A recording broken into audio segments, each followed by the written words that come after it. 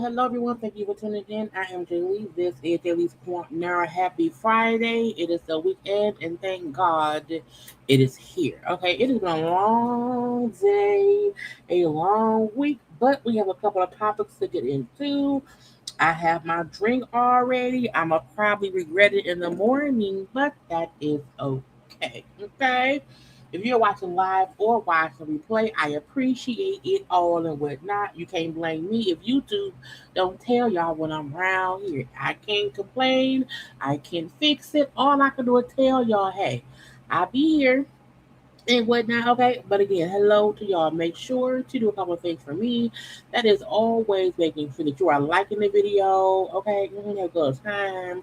Like the video on your way in or on your way out. Either way is fine by me. Okay. Also, y'all know to subscribe to my channel. Comments in the comment section. Follow me on social media at JayLeesCorner on IG, Twitter, and TikTok because I be kind of on all of them, child. Okay, thank you for the laughing. I wish StreamYard let this stuff be seen better, okay, on the thing, but I can't see it like that, okay. But we are here nonetheless, okay. Come on out, Mississippi. Okay, I'm not gonna do it. But anyway, thank you for being here. Hello to the people. Now, look, I'm here where I'm at. I'm here. I'm tired. I feel like I'm tired because it's just been a long week or whatever. But I had to put my little drink. I was going through my cabinets, and I found the tumbler I made back in 2019. The JayBird. I had a JayBird tumbler left in my cabinet, and I said, "Ooh, drink out of this today because you know what I'm saying it's a thing."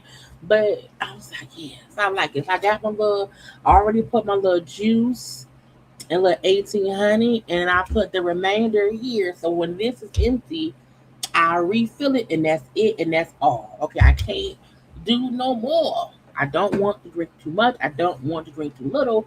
But I said I can have a little drinky drink at the end of the week. I just did 2 shots. I put 2 shots in each thing. This is enough for me. Look, I used to be a drink drinker. I used to be a drinker. Okay, I do not drink that much anymore, so I don't need much to feel fuzzy. Okay, to feel good. So I'm like, girl, again, just put it in a little shot glass, put it in your cup, and leave it at that. Okay. But hello, hello, hello. Yeah, we're gonna get into Kandi's video. Child Kandi, Tamar somewhere crying. Okay.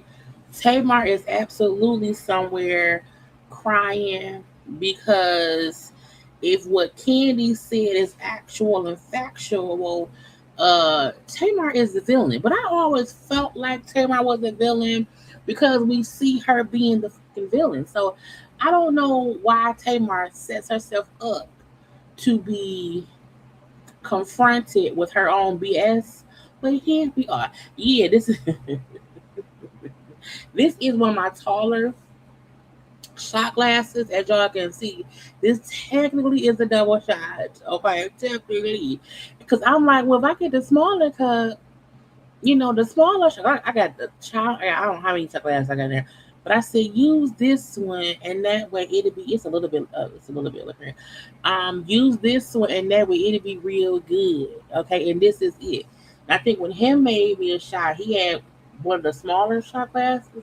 What did he have this one? I can't remember. But again, I use this one because I'm like, it's just enough to get me feeling good. Anyway, but I haven't tasted it yet. I haven't tasted it yet to be sure it mixed up good. Because when I put the liquor in first, I feel like the liquor will hit my throat. Mm, mm. Okay. I got 2 hours. Okay. I got 2 hours, and that's all I can do. Okay. Now I feel like it's a couple of different topics. We're gonna get into Canyon Tamar probably last because I did screen record. Because Kandi speak on it was about a couple of different things, but I got the part of her to talk about her and Tamar, and I said, Tamar, girl, you is crazy. Now, Kandi, anyway, I'm not gonna go there. You did not know I did review the Housewives of Atlanta reunion looks. I might review the reunion. It's gonna probably be a two-part reunion. I might do that not as a live, but as an upload. So look for that on Monday morning. I was live on Tuesday. I was live on Saturday. I did a toxic love story. And I feel like I'm doing a couple of videos a week. Okay, because Saturday, was the day of the week. Okay, then Tuesday was a day of the week. So I'm putting out content. Y'all just have to watch it. Okay, I can't always be right here on live. But I am happy that I was able to find some color scheming going together, okay, as one. Okay, because I said I need some little browns, okay, some little golden whites, little beiges, okay. And when I Googled Nicki Minaj, that's the best I could find. Okay, I couldn't find nothing better. I didn't know what to do. Okay, Nicki Minaj does not, which I'm still so surprised. Nicki does not have many pictures of herself um in clothes, where she don't look crazy. Now I know this blonde haired, plump face Nicki may look different, but that's the best I could do. Okay, that's the best I could do, and that's it. Um, there's still gonna be a part three for what? Girl, I didn't know they had part three. I thought Raven was, and even finding Raven Simone, because Raven has come off so differently recently or whatever. There are more pictures of Raven available when she was like the old Raven. Okay, long hair, big titty, in dresses and heels. There are more of pictures of her like that. I don't really want to use though because she has voiced how, back in the day she didn't feel herself and all that. But she don't be taking many pictures now. Okay. And I do think this is going to be a great show. Okay. One way or the other. Okay. The liquor may help because look, I had posted on my community said, "I'm like, child, no more 1800 on camera, because I do cuss more when it's some liquor in my system, and I don't want to be around here, child, being a little profanity person. I don't want to do that. So I'm going to try my best to slowly drink, and I'm gonna try my best to not cuss so much and whatnot, because I don't want to be profanely, offensive. Okay. Yes, that is Usher next to the Nicki of the Minaj. Finding Usher and Brown was hard, surprisingly. Okay. Find the fact that I was able to find Tia Kemp ass and Akbar V and the little light skin, brown skin, camel toe, whatever. And it was harder for me to find Usher. You had to find Usher in that color. I said, girl. And again, Tamar don't have many pictures either. And I have you Tamar's old face around here. hmm Getting on my nerves and stuff. Anyway, I want to go ahead and get started because I feel like the candy part, by the time we get the candy, I'm going to probably be cussing and fussing at that point in time. So I said, girl, go ahead and get over with and whatnot, because, girl, I don't want to be in 4 hours. I do not. I'm going to shoot for 2 and we'll see what happens. Okay. Now let me share my screen. And here we are together. Okay. Now, we have a few crazy stories. I want to get into those first. Okay, get into those first. Let's start here. Okay. Again, y'all make sure that you're up now. Y'all, when I'm reading the stories, I'm not on the page. I can't see what y'all. You know what I mean? I'll put y'all comments right here so I can at least see what y'all be saying sometimes. Let me put the comments on the screen. Hold on, child. Let me do this one. Hold on. Okay, so I can, but I'm still on a different screen, but at least it's seen. Okay, it's stuff. 31-year-old Baton Rouge woman wanted her police wanted after police say she drove her 15-year-old boyfriend across state lines in an attempt to avoid police after he allegedly shot her in the face. Now what now? Police are looking for a woman accused of hiding her teenage boyfriend, the same boy who shot her in the face. Police say 31-year-old Charletria Thomas lied to officers about knowing where the 15-year-old was. Now, how the fuck you get a 15-year-old boyfriend? Now, why would you do that? Why would you want to? Like, I am 44. I can't imagine liking anything with a teen in it. It's not weird. And then drove him to Mississippi. A Mississippi trooper stopped the car December 31st and arrested the teen on charges including attempted second-degree murder and armed robbery. Thomas now faces a warrant for accessory after the fact. And Baton Rouge police are looking for a woman accused of hiding her. Why would you hide the person who shot you? One, if you fucking a child, you going to jail. Okay? Because that's just weird. It says 31-year-old Charletria Thomas was allegedly shot in the jaw by her 15-year-old Damon King during an argument in Baton Rouge. Police say she suffered serious injuries that required surgery. After the shooting, King was allegedly robbed. King allegedly robbed her before fleeing the scene. So you shot your grown girlfriend who's a pedophile. You then robbed your grown girlfriend who's a pedophile, and you fled the scene. Okay, so he was wanted on multiple charges, including attempted second-degree murder and armed robbery. Okay, but she was acting like, I don't know where he at. He's somewhere. He hiding somewhere. I don't know, Your Honor. I don't know. Well, because you the culprit too. It's two culprits, and why would you want to hide the person who shot you in the face? I feel like, if you fussing with somebody, and let's say maybe possibly they shoot you in your pinky toe. Okay, I mean that can kill you because you can bleed to death. But I'm like, why would you want to help hide someone who shot you in the face? So because they said she refused to tell the police where he was knowingly helping him hide, her ass is getting charged too. Okay, she rented a vehicle and drove him from Louisiana to Mississippi to help him avoid being captured. You hid your shooter? That's stupid. Now he was arrested, of course, in a traffic stop in Mississippi, and now is wanted on an accessory. I'm sorry, and Thomas is not wanted on an accessory after the fact. Y'all gotta stop being dumb for penis. Okay, young penis, old, any kind of penis. It's never worth it. It's never worth it. You just need to stop when you're ahead. And that means do not be dating no children at 31. If you are anybody, this is my thing. If someone's 15, no one over, even if you 18, because 15 and 18 can be a thing. You know what I'm saying? I feel like teenagers can date teenagers. Okay, if you're 15, 16, okay, I give you 18, 19 dating. But no one over 19 should be dating anybody under 16 in my head. You know what I'm saying? You can know a 15-year-old, but you should be banging one. It's just, I don't know why y'all do that kind of stuff. It make me itch. Okay. Crazy parents. Again, everyone does not need to be parents. And this is a true definition of beat him up and beat the mama up too. Okay, another Baton Rouge mama and her boyfriend arrested because the boyfriend beat up the 11-year-old, beat 11-year-old boy unconscious as the mother-year-old beat his ass. Now, why would y'all do that? I hope they poke your booty in prison. Adults are now facing some disturbing charges after police say they beat an 11-year-old boy unconscious.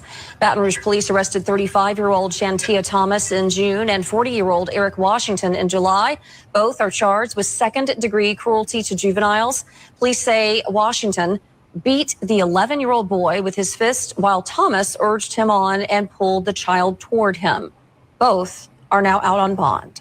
Why they out on bond? You know what? No, let them out on bond and let them get beat up. Okay, let them out on bonds and then let them get beat up because it's weird. Okay, again, 35-year-old Gentia Thomas and then Eric Washington, 40 years old, arrested for second-degree cruelty to juveniles, following an incident involving an 11-year-old boy in Baton Rouge. But like, how are you grown adults fighting children? Okay, witnesses said, "Oh boy, struck the child multiple times with a closed fist." Okay, the victim recounted that after being involved in a fight with the juvenile, okay, the lady, Miss Thomas, whipped him with a belt and hit him. Why y'all beating him? Why y'all fighting children? I'm just confused. What are you doing?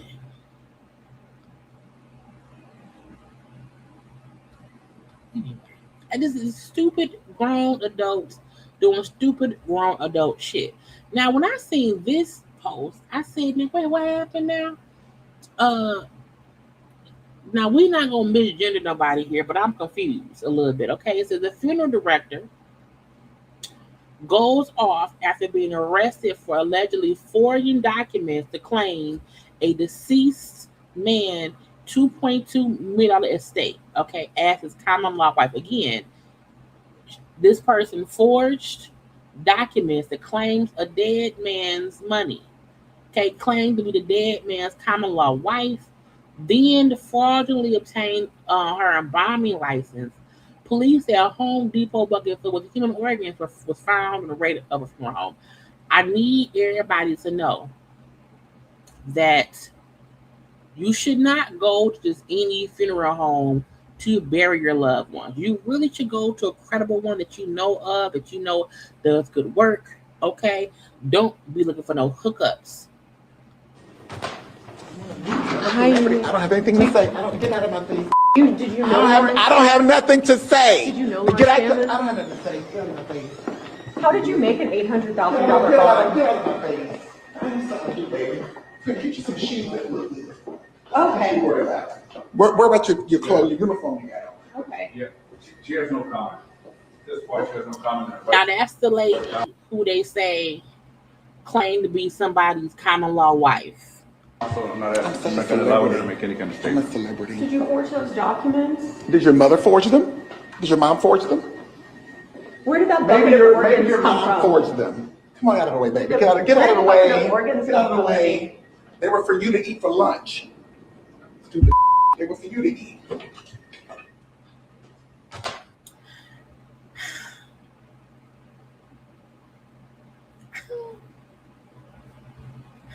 said, now what happened now? I don't have anything to say. Get out of my face. Did you know? I don't have nothing to say. You can't be forwarding documents and get pissed when you get caught. And a funeral home operator charged with theft and forgery. Now a grieving mother has her own separate investigation into the same funeral home. Unique Green, who presented herself as the funeral home operator, was arrested on 5 felony counts yesterday. She's accused of stealing a dead man's $2 million estate and providing forged documents to the state of Texas to obtain a mortician license. 13 Investigates Micah Hatfield has followed this story for months as that grieving mother tells her tonight she's still waiting for justice. Mary Miller's home has been a place where she has been able to feel close to her 2 late sons, but now she says it's clouded with suspicion. My children mattered. For almost 6 years, Mary Miller says she hasn't known a day without grief. It's like living in a nightmare that you don't wake up from. In 2020, she buried her 12-year-old son, Tyree, who died by suicide. 5 years That's fucked up. later, her 20-year-old And a funeral home. son, Markevion, died in a car crash. Being a mother that buried 2 children in less than 5 years apart from one another is devastating.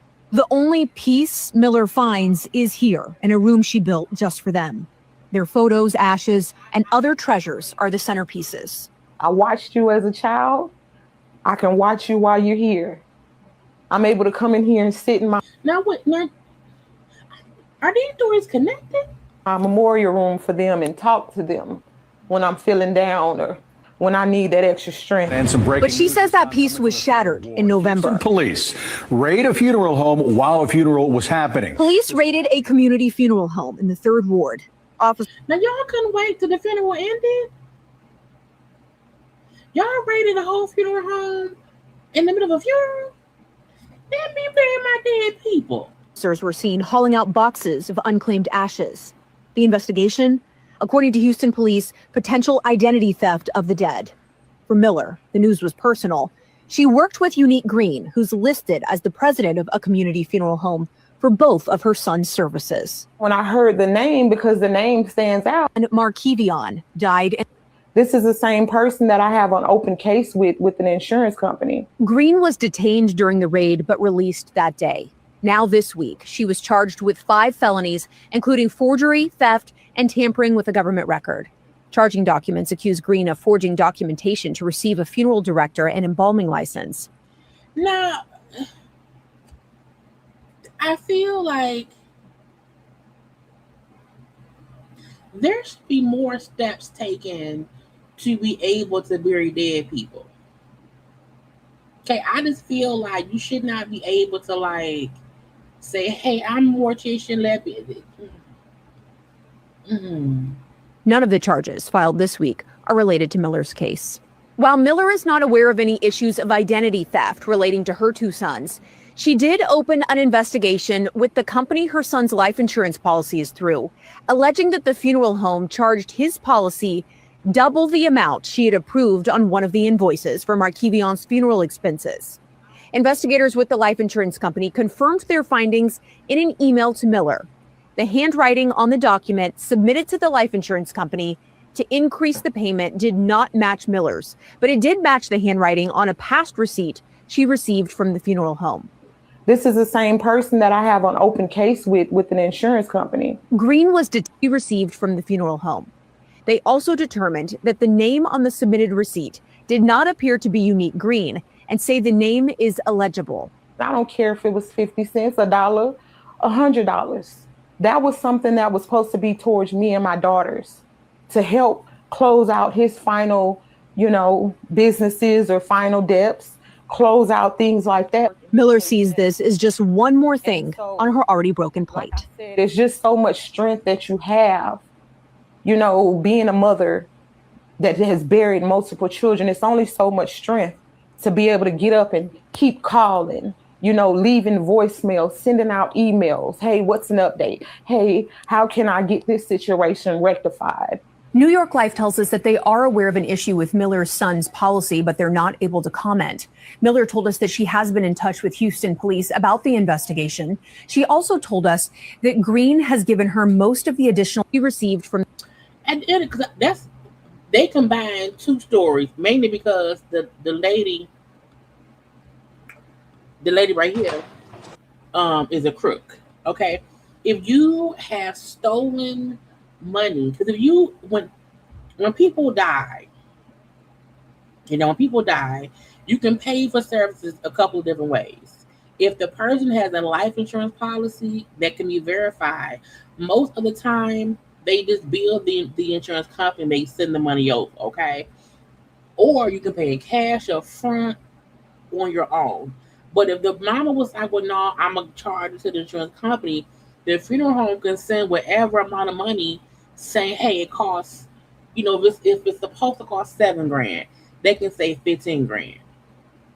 And you may not never know. Now, the mom was probably so grief-stricken, she probably wasn't reading any of the paperwork, wasn't paying attention to the receipts, to the bottom line. She probably just thought, hey, I want this. It costs that, charge it, and then the insurance company will send me the difference of what was, what was left. If you took an extra, $2,000, $1,000, whatever amount of money was, it's even.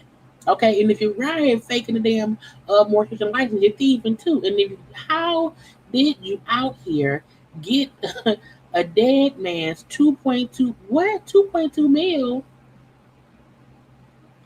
Not a 2.2.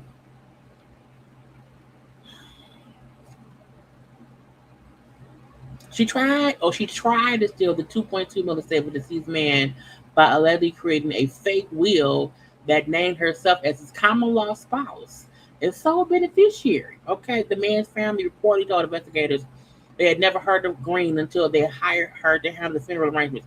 So you kidnapping the lives of dead people? That's weird. So again, if you're around here burying people, just pay attention.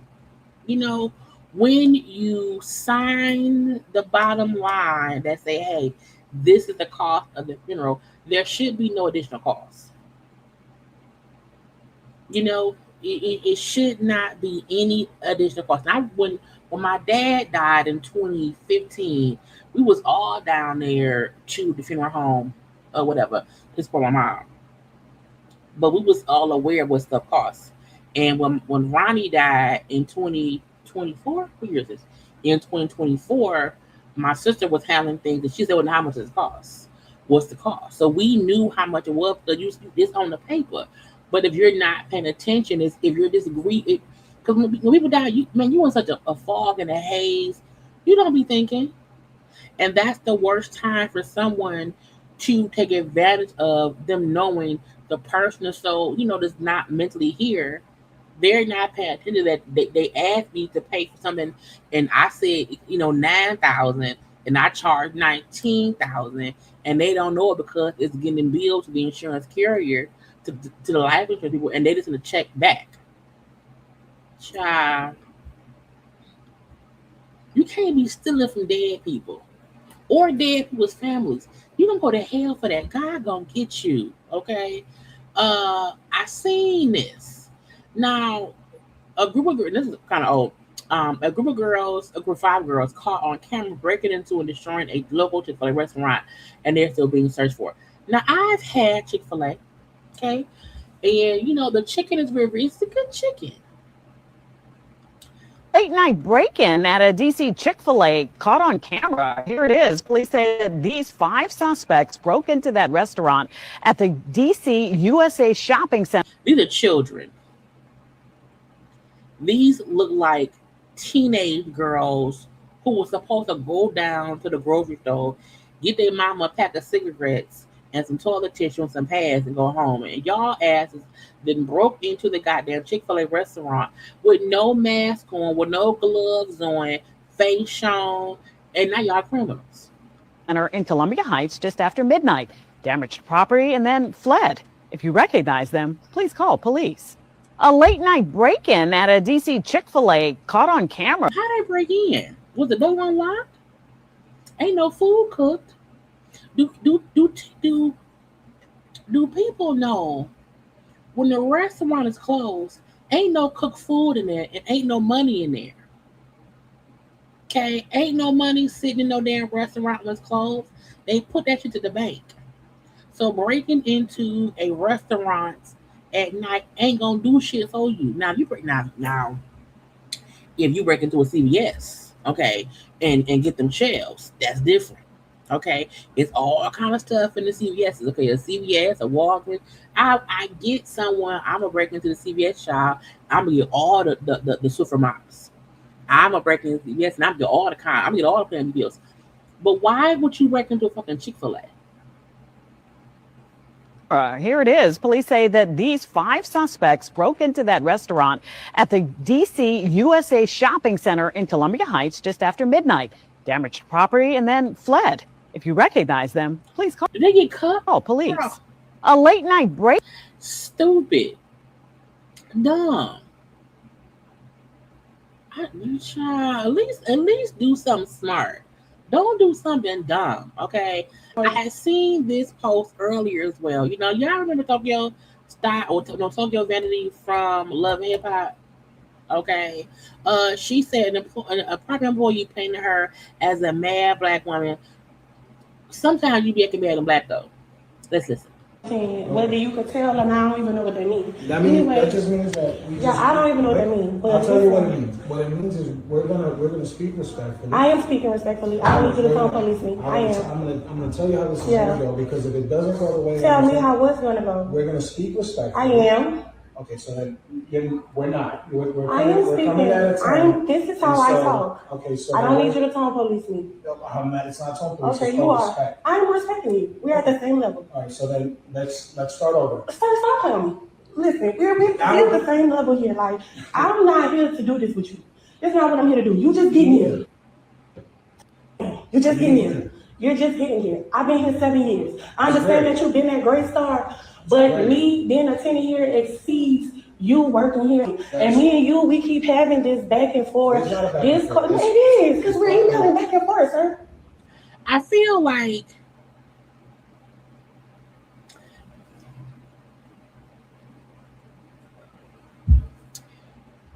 I've been in my complex for 6 years. I'm not fussing with the office staff. I'm not. I don't give a fuck enough to fuck with their ass, because I'm either gonna get what I want because it's reasonable, or I'm gonna complain to corporate. I'm not going into the leasing office and fussing about nothing. Okay. I'm also not gonna say, well, I've lived here for 8 years. Technically, that don't matter because you don't work for the company. And I feel like we should not give folk a reason to evict us or to not renew. So, I felt like even her saying, well, I've lived here.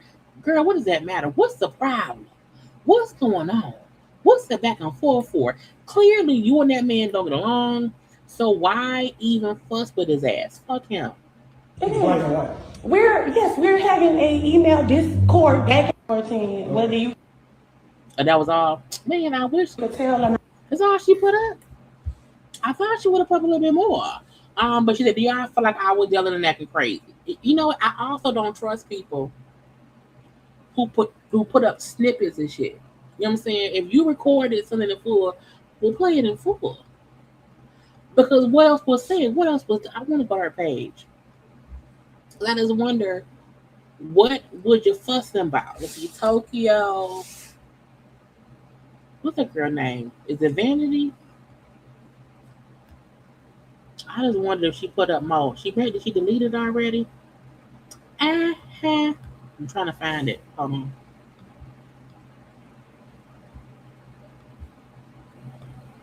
Whether you can tell or not, I don't even know what that means. That just means that I don't even know what that means. I'll tell you what it means. What it means is we're gonna speak respectfully. I am speaking respectfully. I don't need you to come police me. I am. I'm gonna tell you how this is gonna go, because if it doesn't go the way tell me how what's gonna go. We're gonna speak respectfully. I am. Okay, so then we're not. We're I am we're speaking. coming at a time. This is how I talk. Okay, so I don't need you to tone police me. It's not tone police. Okay, it's you are. respect. I am respecting you. We're at the same level. All right, so then let's start over. Stop playing me. Listen, we're at the same level here. Like, I'm not here to do this with you. That's not what I'm here to do. You just getting here. You're just getting here. You're just getting here. I've been here 7 years. I understand that you've been at Great Star, but me being attending here exceeds you working here. And me and you, we keep having this back and forth. It is, because we're emailing back and forth, sir. It is. We're having a email discord back and forth, you and I. Did she mean discourse? Are we not? No, it's are we not emailing back and forth via email? It's called communication. We're having a discord back and forth, you and I, via email. Is discord a word? Let me Google it. I don't think discord. Is she saying? Now I know discord. I know discord. Okay, but I thought the word was discourse. I'm Googling. Okay. It says Discord and Discourse are both popular community platforms. Oh, don't child, that ain't even what it is. No. What's the meaning of it then? I'm trying to Google so I don't sound stupid. Discourse is a verbal exchange between people, a discussion, and a conversation. Discord is a disagreement, a variance, a failure to agree or harmonize in a class, strife, or dispute. They kind of mean the same thing. But I feel Discord is the app. Yeah, I feel like she meant discourse in my thing. Yeah, I know the app. I'm like, well, is our app beef and what's going on? But I don't know. Let's listen. Correct. We're having a Discord. So, like I said again, I'm still at the same level. I say we're having a Discord, correct? I think in the context of her talking, she means discourse. So this is how I talk. We just need to... Sir, if you would let me say what I have to say and stop trying to tone police me, we could literally get past all this. So here's my thing, 14. Whether you could tell or not, I don't even know what that means. Anyway, that just means that... I don't even know what that means. But so we don't know what it's about. But she said, like, I can take constructive criticism. What could I have done any better? Griner that word in here right there. I am so tired of people always tone police me. And making me out to be a mad black woman as soon as I address anything. I tried the whole email thing. This man been handling me and non-accountable in defending things that were long before his employment. Instead of simply saying my bad doubt for my time, instead he wants to keep arguing via email when I'm trying to get a solution. Sometimes as a black woman, I feel hopeless beside is one word. Hopeless beside, I'm always the aggressor no matter how someone handles me first. I feel like Tokyo has to also acknowledge she is an aggressive, her nature is aggressive and not aggressive in any negative way. She has an aggressiveness to her, a very sternness to her that comes off like she is upset already when she starts talking. Now, because we don't know what she's fussing about, okay. But even if you have been having an email back and forth with somebody at the leasing office or anywhere, and stuff happened before that person got there, you can't expect them to know the ins and outs or whatever. It's kind of a new conversation. And I know because when I moved in here, I moved in April of 2020, right as COVID hit. And when I moved in, this closet right here did not have a door because they couldn't get it shipped. And so when I moved in, they were like, we can't get a door in because it's COVID. Stuff can be shipped. And we'll put one on there for you, but it may not fit, blah, blah. That was back in 2020. And to this day, sometimes the door they did put on here, it comes off track. So I've always said, man, y'all, back in 2020, this happened to them door, and sometimes it aggravates me. But I don't hold the current property manager, responsible. I don't hold her responsible for what happened, 6 years ago. You can't go up in an office fussing with the office staff about something that happened before that person got there. I don't think the issue between her and this man has anything to do with her being a black woman. I think that's just how she is. And so I think she doesn't get, it's not that people are always tone policing her. I think she's so used to being how she is and how she talks. She don't get how some folk don't want that brash harshness on them. You know what I'm saying? So I don't think he was tone police. I think he was a man comment. Because and she might not be pissed, but she don't get, because that's how she talks. But you can, like, if you are the president of the goddamn PTA, that's not how you can talk to the parents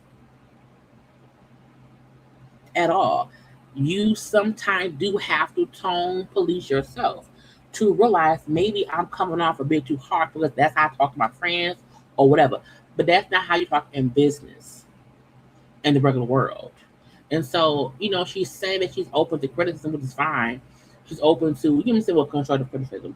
It's not that she was yelling or acting crazy. However, your tone was a bit, I'm pissed. I have an attitude. And sometimes people meet your energy.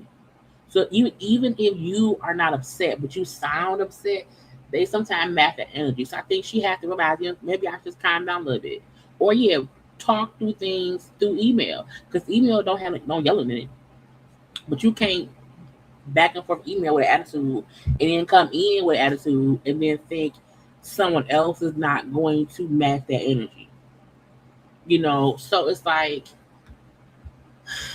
girl, this sometimes kind of fuck down. I think both of y'all had attitude. And the fact that you both kind of acknowledge y'all have been back and forth in it, it's the back and forth of it all. Girl, move fuck on. You know what I'm saying? But again, because I am one of the only black people in my department in management. And I consistently tone police myself because I know how I can get. I know even if I'm not in any kind of bad mood, sometimes my face look like, bitch, what do you want? Okay. Sometimes my response is very, very, very, very, very direct. And I've had to tell people, don't take nothing I say as anything extra besides what I said. Don't be sensitive. But I also know sometimes if I know I'm in a mood, I know, Julie, just calm down. Don't respond yet. Don't call, email. You know what I'm saying? You have to know how you come off to know when you are being a bit extra, or if folks is being fucking sensitive. But girl, you was. Hopefully they don't evict you. Because they could. But you never know. And I'm also a firm believer in, don't piss off the front office staff because they will make your life hell. Maintenance can be slower. They're gonna lose your paperwork. You know what I'm saying? They slow to. I'm like, bitch, I am going to be nice to you so you can be nice to me and I get what I want. Okay. Anyway, don't ever trust nobody that forehead is swollen. Okay, I feel like God be putting some red flag signs around, and I have never met a man whose forehead was swollen who wasn't crazy. Just saying.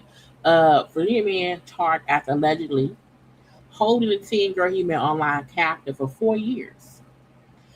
Kept her from school, forced her to watch porn, and assaulted her sexually. He's been charged after he allegedly kidnapped a Milwaukee girl he met online, held her for 4 years. 37-year-old Owen Anderson allegedly convinced the girl to leave her home back in June of 2022 when she was 12. So if she was 12 then, and this was 4 years ago, he was 33. So, because I'm assuming he's 37 now, and she was 12 then. I hope his dick falls off. That's one thing I fully hope and wish to happen. Prosecutors say he promised he would never hit her and would provide ample food after she expressed her struggle within the home, claiming that she was being abused. And that's the hard, you know what? That is the thing that happens. You know, kids be having this a rough time at home. They're not happy at home, and then they express their unhappiness to a stranger online, and then these pedophiles, these horrible people take advantage of your life. If you at home hungry, you've been abused. I won't abuse you, girl. I got all the food. I got a home, a shelter. Come on over here. And at 12 years old, you believe, oh yeah, someone's gonna protect me. And it's like, no. I also think that's the main good reason why even parents need to have better communication, better conversations with their children to explain to them what's not safe, what not to do, what not to possibly get involved in because someone could be possibly taking advantage of you. Then, if she 12, she don't know no better. But I'm telling you, ain't no man with a big ass forehead ever done right by anybody. Anderson then allegedly arranged for a ride to take the girl to Chicago, where he logged out of her account, threw away her phone, and took her out of state. After 4 years of search, the Milwaukee police were contacted in May of 2026 by an out-of-state police department that located the girl while responding to a domestic dispute. They say she did not provide her real name, but she later told them she was 17. Because I've been gone for years. This person is in my life. I'm scared and all the things. When he was arrested, he had 2 guns, loaded magazines, knives, and pepper spray on him. The victim allegedly told investigators that Anderson had held her against her will, threatened to hurt her if she tried to leave, did not allow her to attend school, and physically and sexually abused her on several occasions. He denies this sexual assault. Telling police he was sleeping and did not know. He denied the sexual assault, telling police that he was sleeping and did not know what he was doing.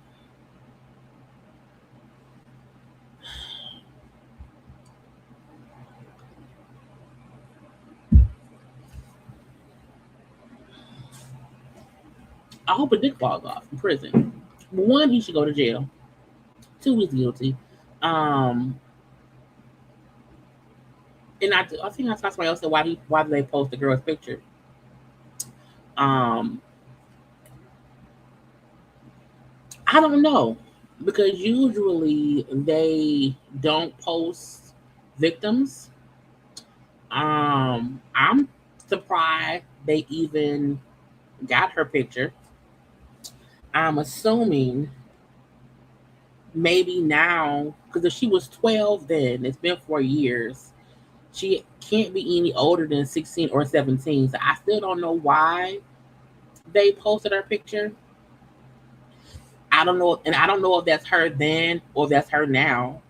I don't know if that's her, but honestly, if she was missing and they were looking for her, I'm thinking maybe that was the picture from when she was a missing child and not what she looks like now. I'm assuming, because I don't know. But I do feel like if she, because when kids are missing, they do post pictures because they're looking for her. So I'm going to assume, I'm going to guess that the picture they're using is of her when she was missing. I'm not sure. Either way it go, I'm happy he's arrested. I hope a dick falls off, and I'm happy she's safe. But again, talk to the children, child. Let them know. Because again, people will say, "Oh yeah, I'm a girl. Yeah, come on." Oh God, I don't know anything. Come on over. It's safe over here, and it ain't safe. A Miami Secret Service agent charged with 5 felonies, including attempted manslaughter and Kappa Alpha Psi hazing that left one victim intubated to prevent further physical deterioration and death. Why y'all? I really don't understand the whole hazing of pledges is weird to me. Okay, a U.S. Secret Service agent has been arrested and charged with 5 felonies counts after allegedly playing a lead role in a fraternity hazing ritual in Miami-Dade County that left 2 victims with life-threatening injuries. Okay, Marquez Pinder, 29, a special agent from Miami Field office, is accused of serving as dean of pledges during 4 separate hazing sessions for a chapter of Kappa Alpha Psi. Is it Psi? Kappa Alpha Psi? Or Pi? I can't think. And now faces charges including 2 counts of aggravated battery with a deadly weapon, 2 counts of attempted manslaughter with a deadly weapon, and 1 count of hazing with a deadly weapon. Court records allege the 2 victims were repeatedly struck with paddles and canes over the 4-day span, with 1 victim reports of urinating blood reportedly dismissed by fraternity members.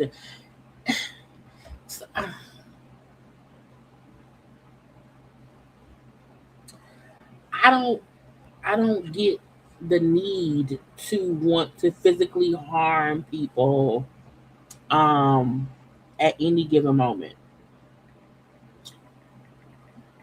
because Psi. I thought I was saying that one Psi, Alpha Kappa Psi. I understand there are rituals and protocols and procedures with the Divine Nine and all of that. I just don't understand why in 2026 or just anytime recently, anyone within the fraternities are okay with physically harming people. Because why would y'all repeatedly beat people with paddles and canes for over 4 days? That sounds stupid. That is the definition of abuse. That is domestically violent. Okay, it says 1 victim may require intubation and critical care to prevent further physical deterioration and death, while the other suffered blackened and necrotic tissue that required surgical removal and intensive skin grafts. What? The victims were quizzed on fraternity history and forced into a stretched position, a half squat, with one arm extended whenever they answered incorrectly, and were struck with a paddle while in that position. 2 other alleged participants, Jared James and Elijah Dios, faced charges as well. Pender was either with jail. And whatever chapter of the whole chapter of their thing, shut it down. Complete shutdown. I don't get the hazing. I don't. And my thing is, there is hazing you can do that isn't physical. I get y'all want people to prove themselves and I'm struggling to be here, whatever. But there are ways to do that to where you're not physically harming anybody. I don't think any part of pledging should not include anything hitting, striking, kicking, nothing. Nothing. Because what's the point? Who the fuck wants to be connecting to somebody for life if y'all gonna try to kill us? Dumbass people. What's that? A little bit an hour. What, got 50 minutes. I just think people are stupid. It don't make no sense to me. Weird, okay? Houston Rockets star Terry Eason requests restraining order, says ex punched him in the face and poured bleach on 92 grand worth of clothes. But what did you do? Did she punch you for nothing? Why? Because you don't bleach clothes for nothing. You don't bleach clothes for nothing. What did you do, sir? Okay. He's seeking court protection from an ex-girlfriend. Oh, it's an ex-girlfriend. After accusing her of assaulting him, threatening his safety, and destroying tens of thousands of dollars of clothing, Easton filed for the DV print order on Thursday against 32-year-old Marilyn Marilyn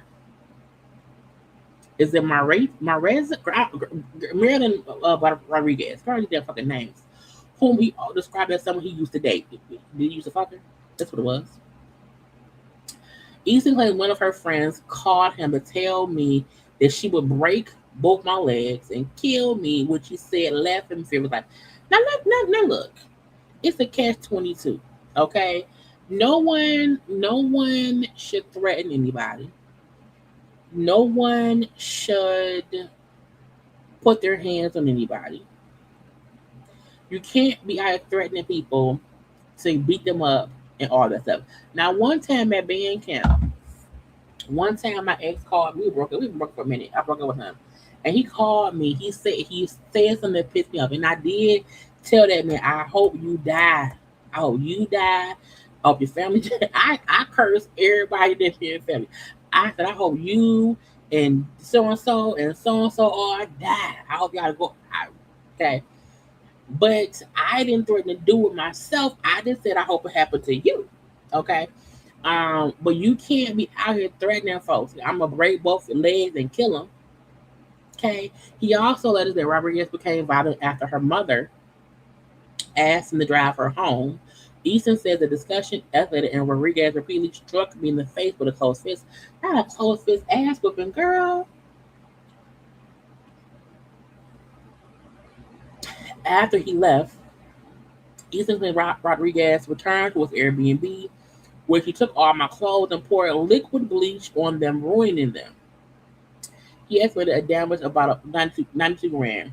The 25-year-old is asking the judge to order Rodriguez to stay away from him. If she broke in the Airbnb and bleached her clothes, she's not going nowhere. Okay. X came back and said, I'm burning all this shit down. But I do wonder, like, what, because again, I'm not defending her act. I'm just wondering what made her do any of that. Like, what had happened? What had happened? She might just be young and crazy as hell. Okay, that's very possible. You know what I'm saying? And again, because that one time at band camp, this is why I was pissed. The reason I was pissed at my then ex was because I broke up with him, had moved on from him because he was an asshole. And he called me and we like hung out a couple times. And then like a day or two later, he called me and said, well, I'm getting back with so-and-so. And I said, well, bitch, I don't care. But if you were back with so-and-so, why the fuck were you hanging out with me 2 days ago? I was like, you know what? And he called me at work. And I think he called me at work hoping I would not cuss his ass out. And I think I calmly whispered, you know what? I hope you, this is horrible to say that. Now, again, when was this? When did we this? I don't know. But I was in my 30s. And I remember saying something to the effect of, I hope you and her and the kids and your mama die. I want all of y'all gone from my reality. I want you to be away from me. And a car crash is boom. Because you're stupid. I just went off. And because I'm like, one, I left you alone. You came back around for nothing. And I'm like, and then you bothered me at work, nigga. You know what I'm saying? So he was like, I want to be, we can't be, I don't want to be cool with you. You're stupid, okay? And before I do something I go to jail for, die, bitch, and I hung up. I remember the die, bitch, and hanging up, okay? And I was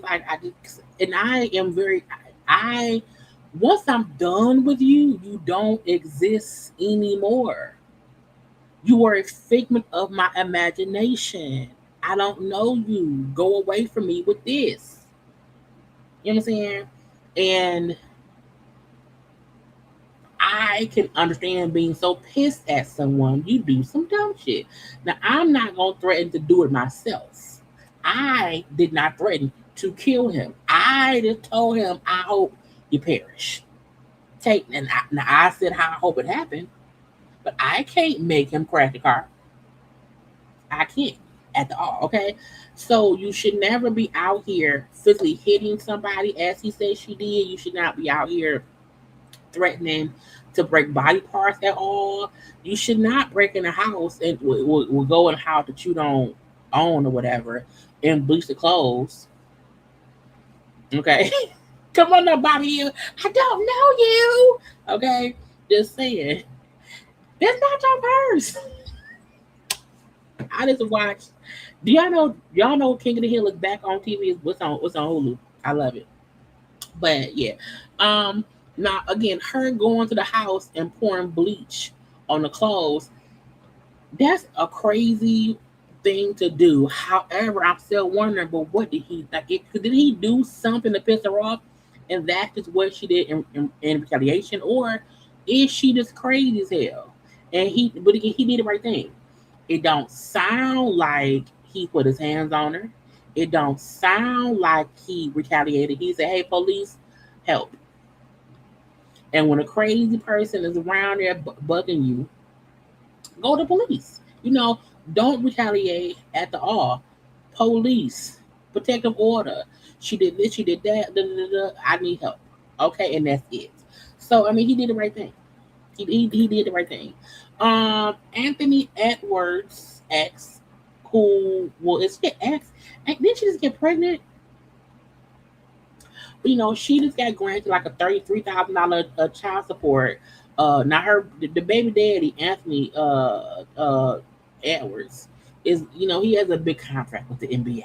Okay, and she's upset because she's like, nigga, you make all that money. You make all that money. Okay, now this is a lot. Okay, this is now. First of all, I am look. Once I have to write a fucking thesis paper because somebody I had sex with at one time at band camp knocked me up and he only gave me 20 bucks for child support. What for the daughter? I think the daughter's like one. Okay, I want to read. I am. Hold on.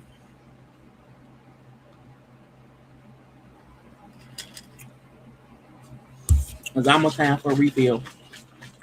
Almost time for a refill. Let me read it. Okay, y'all ready? Pray for me. I am fully aware of the rumors and narratives circulating online regarding my family and my child's financial future. While the intense media attention is overwhelming, the negative backlash directed at the innocent child and mother is deeply troubling. Well, who mad at the baby? We not mad at the baby. We didn't end up with the baby. Now the most we've said is the baby's one. The baby don't need that much. Okay, how much did daycare? Much of what is being published by blogs, some of which have been paid to spin narratives to protect a client's reputation, is entirely false and disconnected from reality. Now, first of all, no one can say that man's reputation. He has a few kids. He's a cheater. He ain't got no good reputation. However, whether true or false, this situation highlights a devastating cycle in our community. Okay, the normalization of absent fathers and the lack of parental accountability. Now, hold on, ma'am. Wasn't not again. I am not defending him. Let me make that clear. I'm not defending that man at all. That man ain't shit 'cause he's a cheater. Okay. However, in addition to semicolon, backspace, parentheses, you also can't be in a frivolous sexual situationship and get pissed when that man does not want to commit and be a happy home, a happy family. You know what I'm saying? When we have children with people we are not with, we can't be then old absentee fathers. Even if you can be married to someone in a full-fledged relationship with somebody and it may not work out and then you're a single parent. So it's like, girl, calm down. Okay, calm down. Tragically, our community often feeds into this negativity. inadvertently, I told her I could read, inadvertently applauding behavior that keeps. Can I read better when I'm a little bit tipsy? Does the liquor help me read? Did I drink so much in high school and in my 20s? I need liquor to properly read? I don't know. That's a theory. Tragically, our community often feeds into this negativity, inadvertently applauding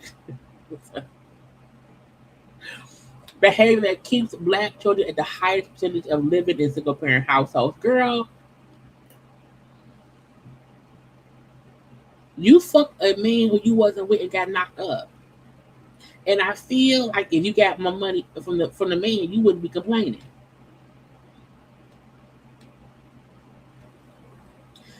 No one wants to be raised in a single parent household, but however, when it happens, it can still work. Just saying. You know what I'm saying? But I feel like you trying to push the single parent household, oh my God, I'm a girl. Sometimes what happens is we have to make better fucking decisions. According to Griner didn't quote the U.S. Census. The U.S. Now, I ain't never took a census bureau. I don't know who even worked at the fucking census bureau. How we know it's even accurate? You know what the president is? According to the U.S. Census Bureau, approximately 47 to 50% of black children live without a resident father. Well, guess what? Stop fucking people who ain't in your household.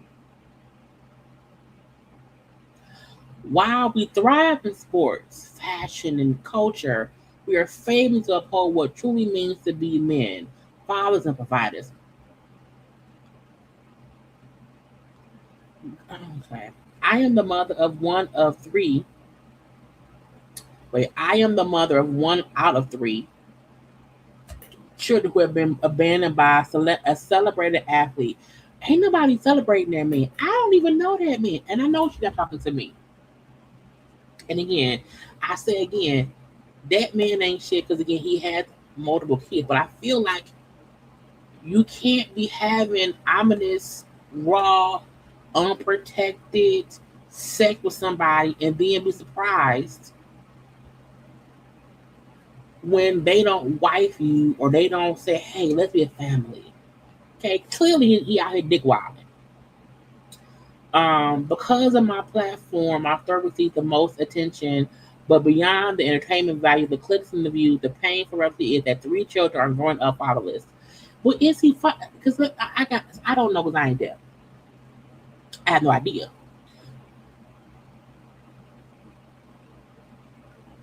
I just wonder. Oh wait. Oh yeah, this is Anthony Edwards, the basketball player. You know, he played for the Minnesota Timberwolves. Okay, this is one of his baby mom. Now he just married. He got married the other day. Not to her. He married somebody else who he's been with for years. And he's been cheating on her for years, but that's when he married. Okay, but I feel like, is he an absentee father in general, or is he just not with the moms and he's paying child support because he knocked up women he wasn't with? That's why I am a firm believer in, I don't feel like when people have sex for fun, you know, meaning we not together, we just banging, it's good here, it's good there, and then you end up pregnant. You can't end up pregnant and then think that entitles you to be a unit and a family with this man who was fucking you for fun. I think that's why we as women have to be more careful with our bodies because again, it's mama's baby, daddy's maybe. And that does not mean that he ain't shit, you know, or whatever. He is what he is. But the thing is, that's the point. The men can walk away if they want to. We can't. Which is why I always feel like we women should just be more careful. I was watching Daria from Detroit, you know, because the new season is on Paramount Plus. and Felicia Rashad plays Chris's mama, you know. And at one point, she said to Daria, she said, the person you choose to have a child with is the most important decision in any woman's life. And I said, a word. You hear me? Because it does anger me when I see people be upset at a situation they put themselves in. If I go and fuck somebody tomorrow and I get pregnant, God forbid, child, God forbid, child. I can't be upset if I choose the baby and do like, well, I don't want to be a family. Here goes some money. Okay, cool, thank you. I can't be pissed at him when we never were about a family, a union. We just fucking around here. We just little bump. You know what I'm saying? And she wrote a goddamn dissertation. But she's one of 3 women who he knocked up. And she wants to write all this shit because she only got $3,000 a month. Again, had she got $15,000, had she got $20K, had she got any more money per month than the $3,220 a month, she would not have wrote this thesis paper. Okay, this goddamn haiku. If that was not the point. Okay. She also says, again, kids with no fathers, this is not due to lack of resources, health, or opportunity. It is a conscious choice. A man can take the jersey off his back, shoes off his feet, and sign for fans. Yet his own 3 kids are missing that same signature on their birth certificates and have never even met him. But ma'am, how you know? It's all the women linking up and talking? Hey, who was him, Junior? What y'all talking about? Oh, first of all, I got so confused. I'm like, first of all, what? So, no, there was child, no. Mm-mm. That's not going to happen. Okay, we are. I was like, wait, what? I think Green, not nobody else. Be down and not me. Anyway, I digress. Since I can't be watching comments, I'll be getting confused. Back to my point. I feel like if he knocked up 3 random women and he's not in any of those kids' lives, I also wonder, well, women, how much of y'all were in his life before he knocked y'all up? If you just meeting up for the sex, if y'all don't have no kind of conversation, y'all ain't shared no meal, it's just straight sex and that's it. I just wonder what makes you think he's going to want to be responsible. Okay. To me, it's the same thing like Tristan Thompson. The reason Tristan Thompson is an asshole because he was actively in a relationship with Chloe, but he kept fucking around on that girl. And it's crazy that he is there for his other kids with, because the 2 with Chloe and the one before that. But the new baby, that's the one he don't want no ties to. But he did not want no ties to that baby solely trying to get Chloe's pennies on his head. You know what I'm saying? So I feel like it's weird. It's weird on all parts. Again, he ain't shit. Do not get that out your brain. We know he ain't shit. We're not negating that fact. I just fully need women to understand you can't force a nigga to be the daddy. You can't force the nigga to be the daddy. It ain't gonna work. And you can't cry, single mama syndrome or blah blah blah blah blah. We just fucking somebody real quick. You can't make this kind of statement. Now, when Tristan knocked up our girl, she went to court. She said, "Okay, cool. I'm gonna go to court. That's it. And whatever amount of money I get, I'm not out here complaining about nothing." But we know Tristan ain't shit, and we don't negate that Tristan ain't shit for how he did that. I don't know if he currently still don't fuck with that baby, but at one point he did not. You know what I'm saying? So I'm like, girl, because remember, I believe she had wanted like an astronomical amount of money per month, and she just ain't get. She also was trying to file for child support in California, and she don't even live in California. She just wanted more money.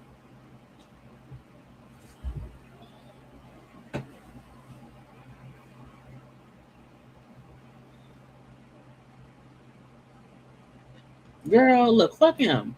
We know he ain't shit. And again, I'm not praising that man at all, but I'm also not going to fall into the category of woe is me. I'm now a statistic because of somebody else. It's like, no, sometimes you are a statistic because you allowed yourself to become one because your actions led you down the street of fucking the NBA player. Now, we know most NBA players ain't shit anyway. We know that already. And if that, how many kids that man got? Let me see. Anthony Edwards. Kids. Okay. I just feel like, again, he has 4 kids with 4 different women. Okay. 4. Okay. Edwards reported to father 3 other children with different women. With people. You see name, blah, blah, blah. And I wanna be like, I need some more information.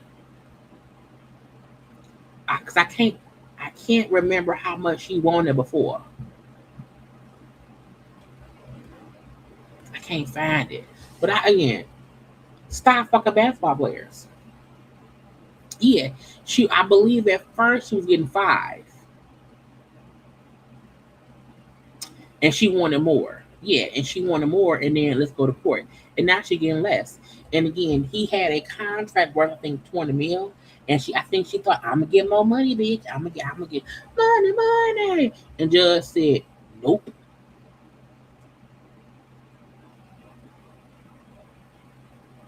So again, get a Carfax on these niggas.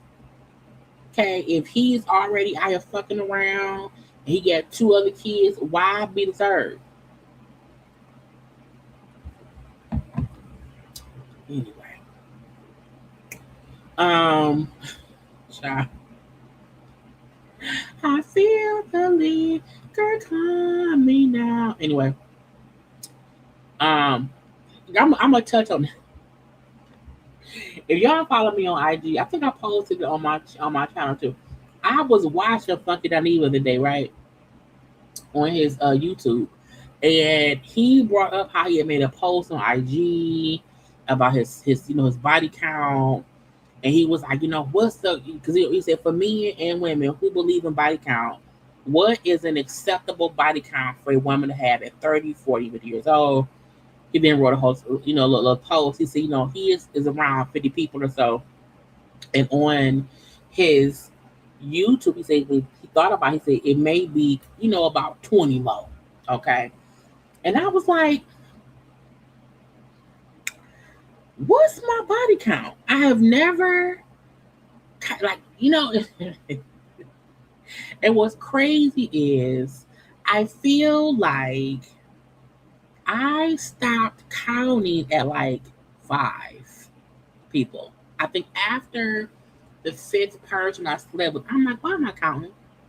I'm not going to sleep with a whole bunch of people, and then lo and behold, at 45, I say, wait a minute, bitch, what's your number? Okay. And it was funny because on his thing, he was like, people be embarrassed to say their number, and if you in your 40s, if you did blah blah blah blah bloop and blah blah blah, and how men can have high numbers and women can't, and this anyway. So, child, I made a list. So I know my number. Okay. And again, I'm 44 now. And I had sex for the first time. I think it was either 15 or 16. It was back in '96. And it was a year, but it was the year I was about to start high school. But I feel like I don't think body count really matters. You know what I'm saying? Now, I'm not saying if your count, because somebody commented and they said they number was at 200. I said, 200. 200. That's a high number, okay? And what was funny to me, because I emailed myself my list, right? And what was funny to me, because my number is my number. And to me, it's not high. It's not. Look, it ain't more. It ain't higher than Funky's 50. It damn sure ain't that. Okay. But what made me laugh, because I texted Karla, I texted Rain, like, y'all, why I'm up here? I'm like, why am I up here? Writing a list of who I slept with, and they said, "Bitch, what?" And I don't know why. And I was right. So my thing was, I was like, who names can I remember? And so I wrote down, and I wrote like my first person, like my first guy, and and then it got real hazy. And then I'm like, well, damn it. Some people name I can't remember. Okay. And so just some random. So for the people who named I could not remember. Because I was at one point I was talking to Rain and I'm like, oh yeah, Rain, I forgot I said with so and so. Oh yeah, and I also said with so and so's homeboy who got a barcode like tattooed on his arm. She's like, oh yeah. So like I could not remember. So one name is, so and so's homeboy with a barcode on his arm. Because I can't, I know his name. I know his name. The one guy with long fingernails and a slave band, his name started with a D. I can't remember. Can't remember. It was, Bone with the brown coat. I can't remember. And then, like 2 nights ago, I was laying in the bed and I thought, oh, I remember. Oh, you fucked this one dude for a month or two. He had an old pickup truck, and it was so funny to me. The people who I know, and those were not like one night stands, but I was like, I can't remember their names. And it was a random thing I would remember. Like, okay, the dude had an old pickup truck. He lived, 4, 5, 7 blocks away. And I'm like, okay, I remember it.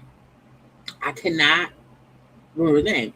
And I said, the one guy who was a rapper got mad when I broke up with him. He left me a diss track on my voicemail, and he had vampire teeth. So I had to come up with things to think about who I slept with. Okay. And when I got to I said, oh, that's not bad at all. I thought it would be worse. Because transparency. I had a whole phase. Like, a lot of folks have whole phases. And I didn't have a bad whole phase. I had a regular one. A little regular whole phase. And I don't even say a whole phase because I wasn't hoeing.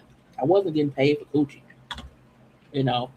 However, the reason I say whole phase is because I was single. I was mingling and doing whatever it is I wanted to do.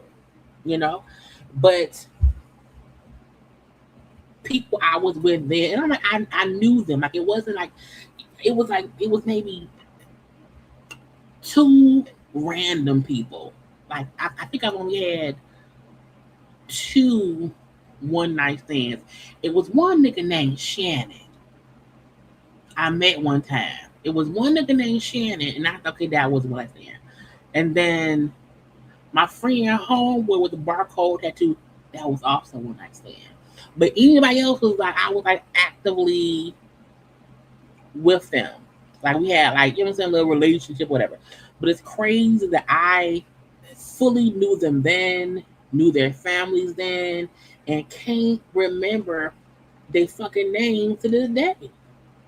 I said one dude from my high school who everyone says a liar, he's short and dark skin. I think his name's out with a J.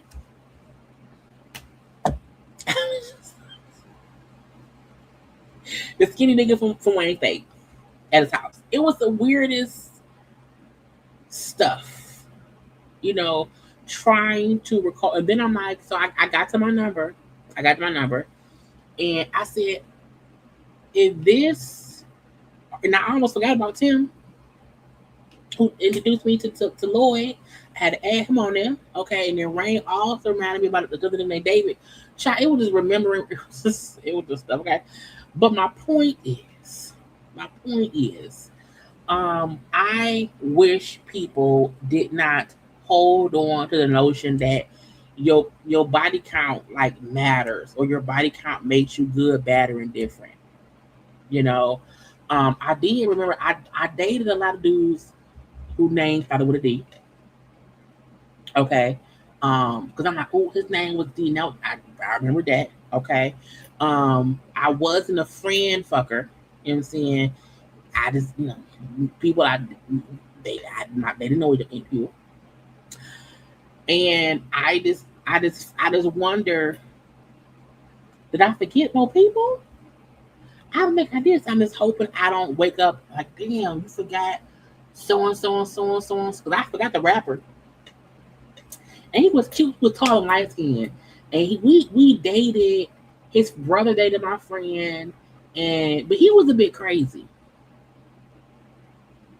He was like, you know what I say, light skinned niggas crazy. He was a little light skinned crazy nigga, and I broke up with him, and he literally left me a voicemail. He was a rapper.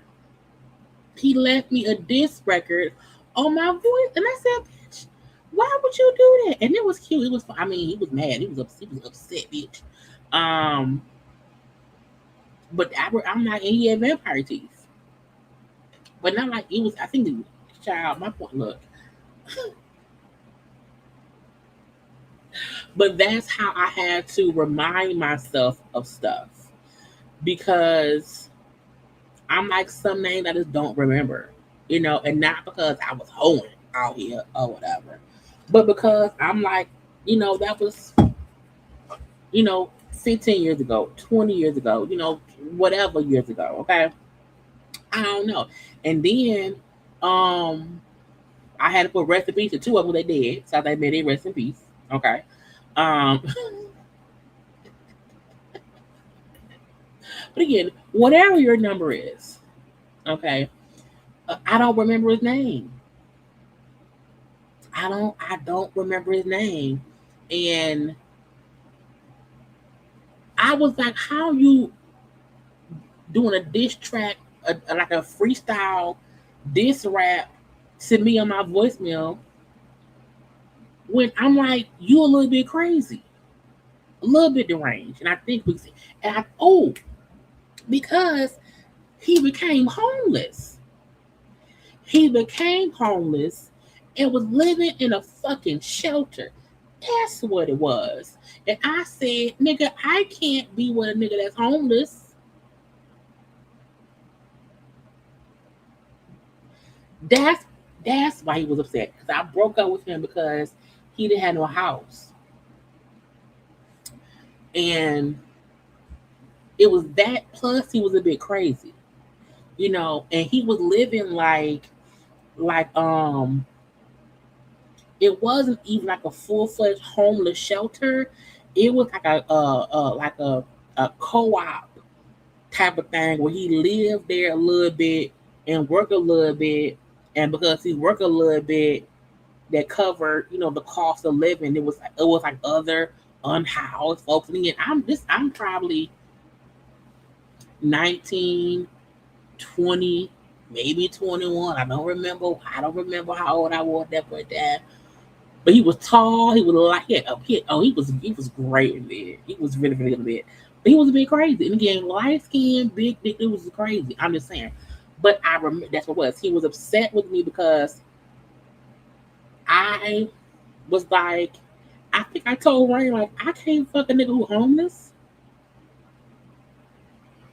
Like, how you become homeless? How that happen? And now in hindsight, at 44, anyone can become homeless. You know what I'm saying? And then, because he didn't want to live with me. He was fine living in the homeless habitat for home. I don't know what it was, bitch. I don't remember. But and we would listen over. Oh, it was funny. I'm like, I mean, I was, you know what I'm saying? And I'm like, how you talking shit about me? What do you mean? It ain't my fault you homeless. You know? And I feel like, was he lying? I think he like lied. I think he was like lying about where he lived. And he had pickles. I said, I can't put a fucking homeless nigga out. What I look like? I can't, you know what I'm saying? I can't wash your clothes for you. You can't come up with a bag of clothes to wash. But again, I was, young then. So to me, I felt like, how you fucking homeless? Your brother not homeless. Go live with him. Thank you for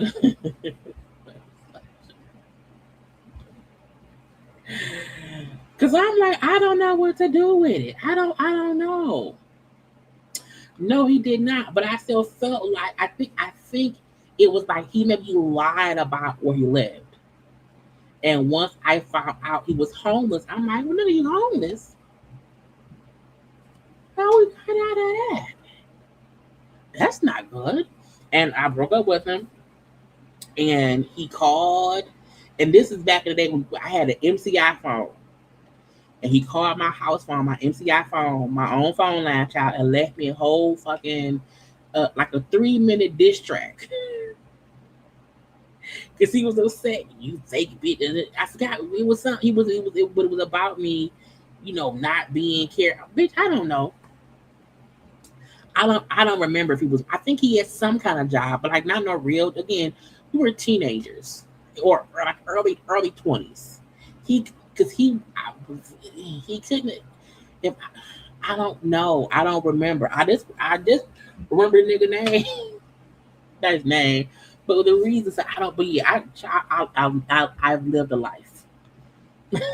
Okay, the homeless rapper who called and left me a goddamn diss track on the fucking voicemail. And even the one guy who had long nails and a sleigh bed, I think his name was Darnell or Daryl or Dwight. I don't know, start with a D. Okay, but I remember the sleigh bed because I had never seen one before, and he had the long nails like a pimp, and so I remember that. And then Bone because he had a pet snake and a Bronco. So I had a time recounting my partners. Anyway, y'all should go one day and write down y'all partners and see if you can count to the people. Okay. And I feel like I'm missing a name. I do. And one dude I forgot because he was weird. You know what I'm saying? We went to school together. And he was like, I because he had a couple kids.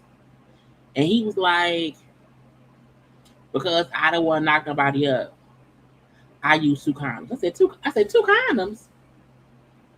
Now, why would you need 2 condoms? That's weird. And I was like, nah, if you have to use 2 condoms, something wrong with you. Okay, something wrong with you. That's a strong disease. And he said, well, okay, I'll just use 1. And I said, fine. I said, but why would you use 2 condoms? That was stupid. And we only had, let me stop. Let's move on. Because how did I get here? How did we get here? But Funky's point was, that was the thing. Funky's point was, he made a post being vulnerable and saying he fucked about 50 people. And it was all these comments. And no one else gave their number. He had over like 800 comments and nobody else said, well, my number is this or my number is that. And I'm like, well, I guess that's true. I will never say my number. I won't. That's my business, bitch. However, remembering the vampire tooth dude who was a rapper and dissed you on the voicemail is one thing, okay? But I just feel like there are people you've been with in your lifetime that you might not know the name, but you remember, oh, that one time that's why when I said that one time at band camp, that's where it come from. But it come from American Pie. I digress. But my point be, you know, you might not remember a name. You don't remember that one time at band camp when you fucked a homeless guy, but you did not know he was homeless because he lied about being homeless, and he wasn't homeless. He lived in a shelter for unhoused people. Okay, and so I wrote down my names. But the dude with the barcode, you know, I'm like, you know what I'm saying? I wonder where he at. Because who the fuck? And this is how random shit was. I really lived a life, and I promise y'all, I could have and should have died at least 6 times. At least 6. And the fact that I can recall, you know, me and Rain hung tough because at the time, you know, Karla, my best friend, was a mom, and me and Rain had no kids, so we was in these streets, bitch, and hanging out. And I'm like, we was, you know, with our friends, and our homeboy was there, and he had a barcode like a Scantron tattoo. I said, now what kind of shit is that? Now why would you have a Scantron barcode tattooed on your body? That's just weird. And I was like, Rain, I think I'm a fucker. Like, who does that? You can't do that in 2026. You can't be. That's why now I be in the house. Okay, where is JayLee? Bitch, she's in the house. Okay, hi, have a shot for me.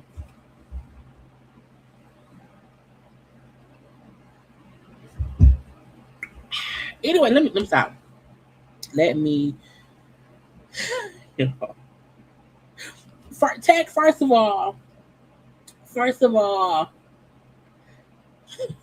he wasn't like on the streets homeless. Okay, he just did not have his own home. You know, I'm gonna say that. And he was, and I feel like he was a nice guy. He met my family and stuff, you know, and I didn't meet him on the streets. I met the nigga through his brother.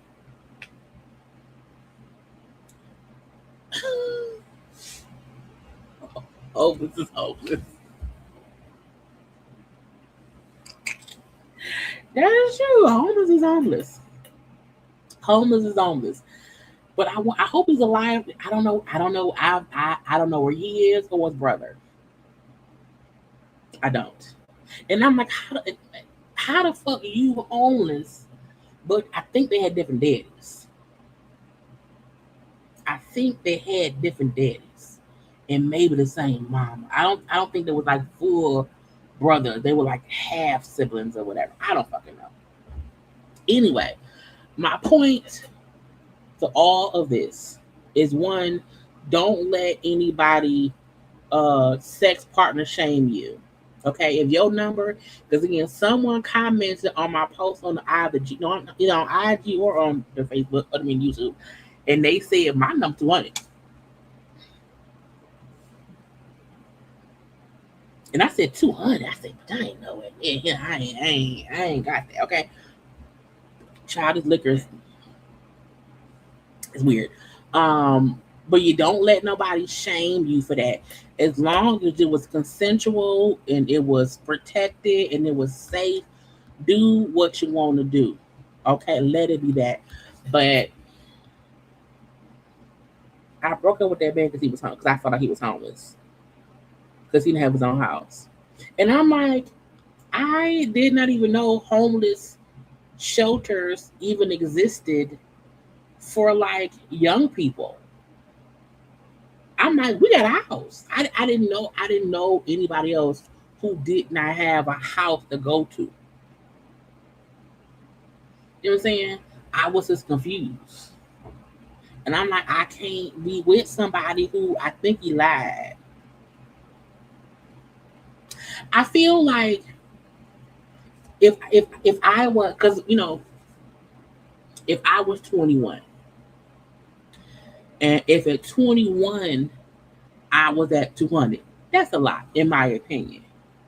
Because 21, you younger, okay? Like my number now ain't what it was. My number at 44 ain't what my number was at 21. You know, so I do think it's like the math of it all. If you just started fucking at 16 and you 20, you done fuck 200 people. That's a lot of fucking. But technically, if let's do some math. I'm 44, right? I'm 44. Okay. I was 16. I'm gonna say 16. So I've been having sex about 28 years. Okay, 28 years roughly. Even if I had sex with 6 people a year, okay. Damn, I'm not. That's a hot. That I didn't do that because even for if you had sex with 6 people a year for 28 years, that's 168 people. So if you think about it, it's easy to get a high number. I didn't get that ain't my number. I promise that ain't my number. I told you I'm under Funky's number. Okay. But again, I can see how if you do have a lot of sex, or this, if you're because I was in long-term situations. So for some years I was only fucking one person. A whole lot. And I'm saying, and when I was in my single era, I was fucking one more person. A lot. Okay. But let's okay. Nope. Y'all like the shit. Okay, let's get to the actual fucking topics. I don't know how we got here. How did we get here? Y'all like the video? I gotta go like the video.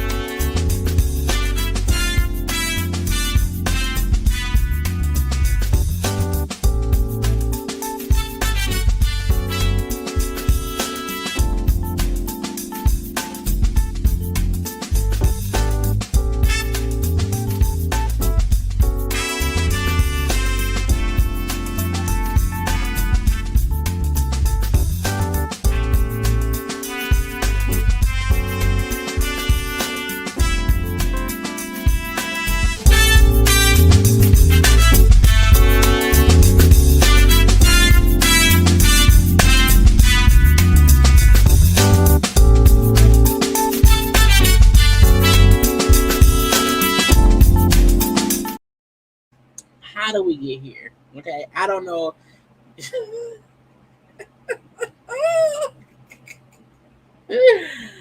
Oh Lord Jesus! See, this is why I say no drinking on camera. Oh.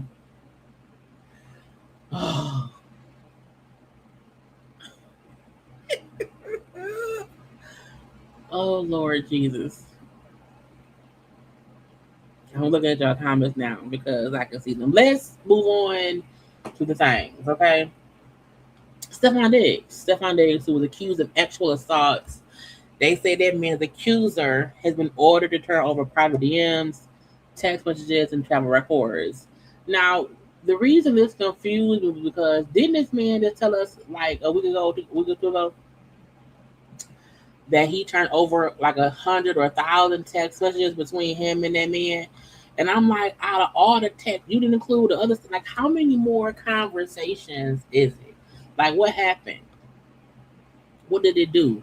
If you've already turned over stuff, why are there more? To me, that means, are you hiding things?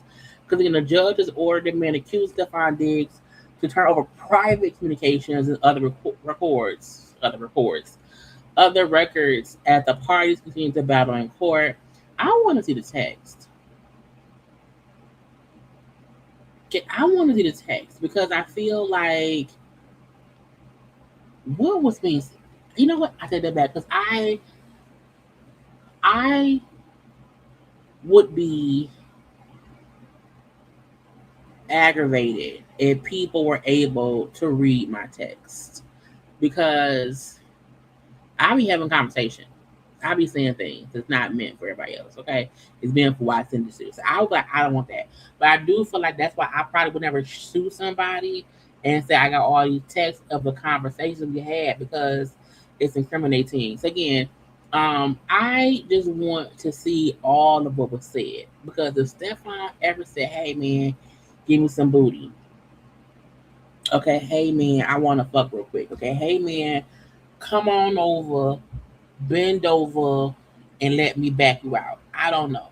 I just feel like I want to know what happened because if people do try to gay shame or whatever, and because if you down the fuck for a buck, you can't be around here trying to shame the person you was okay fucking with privately, and now it's a thing. Now, oh, he tried to fuck me, but you let him try to fuck. Okay, I think he turned in pieces of text, and I'm like, do you not know how CSI work? Like when you suing somebody, they'll pull all your shit, and if you don't send them what they need, they're gonna pull the records. They're gonna pull the shit. So it's like, look, sometimes it's cheaper to not sue if the proof proves you was okay fucking that man privately, and now it's the issue. So I'm like, girl, give them all the text. Give them all the text, okay? Kanye of the West. Okay, Kanye was reportedly settled a lawsuit filed by a former assistant who accused him of drugging and actually assaulting her during a studio session called by Diddy. What? Diddy? Diddy is always involved in some slick, slimy shit. It's just weird. Kanye West and his former personal assistant, Laura, girl, I don't know the fuck last name, have reached a settlement in her actual assault with lawsuit against him. Court documents think the two reached an unconditional settlement. What that mean? That means it's a lot of money. And unconditional probably means it's a settlement and no one has to do anything to get it. So the settlement was reached on the 23rd, and a request to dismiss the case is expected to be filed. I sneeze. Within 45 days, they have not. The details have not been made public. But again, she accused him in 2024 firing her after allegedly sending her numerous sexually explicit text messages and videos. She claims one of the messages read, "See, my problem is I be wanting to fuck, but then after I fuck, I want a girl to tell me how hard they've been." No, now first of all,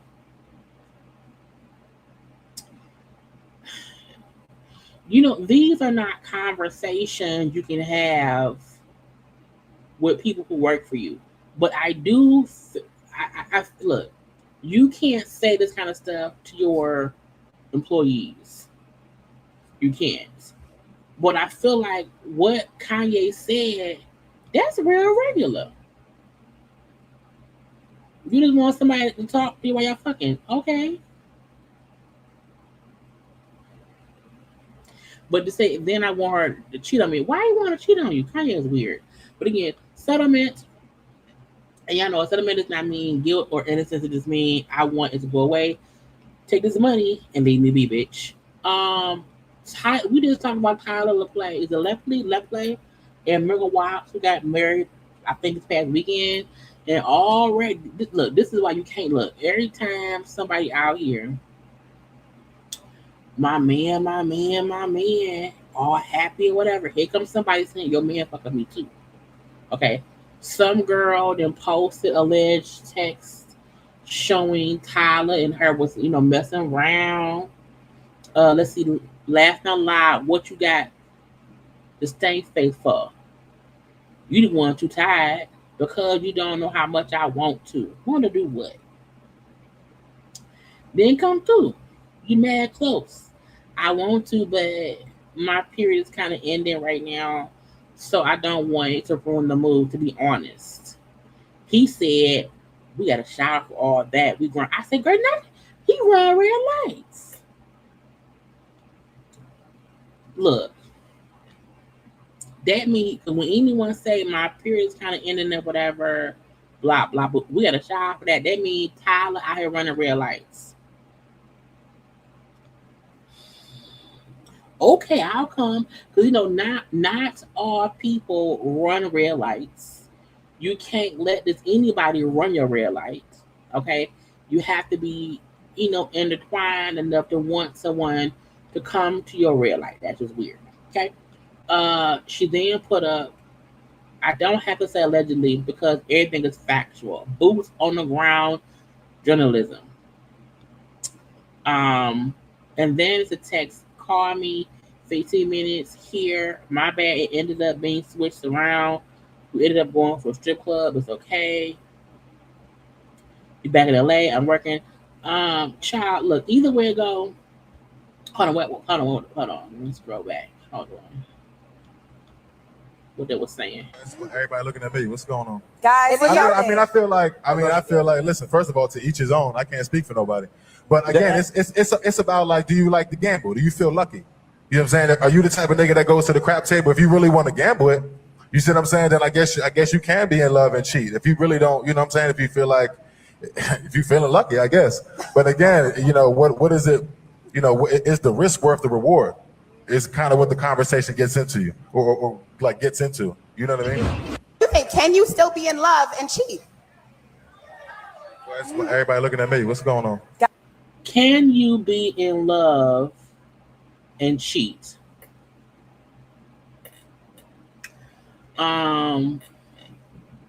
You can. You absolutely. Well, when I was younger, I was engaged and cheated, but he was in jail. I think that don't count. You know what I'm saying? I haven't cheated as an adult. I have not cheated as a full-grown adult in my 30s or 40s. But I did cheat in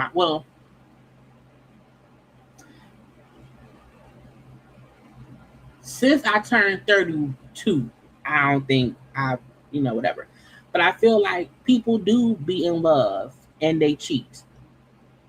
They fuck up individuals because I feel like don't cheat on me. Just be honest about what the fuck you're doing because maybe I want to do it too. You know what I'm saying? That we both can let it be what it is. But people can absolutely be in love and cheat, and they can risk the option to lose it all. Guys, I feel like. Listen, first of all, to each his own. I can't speak for nobody.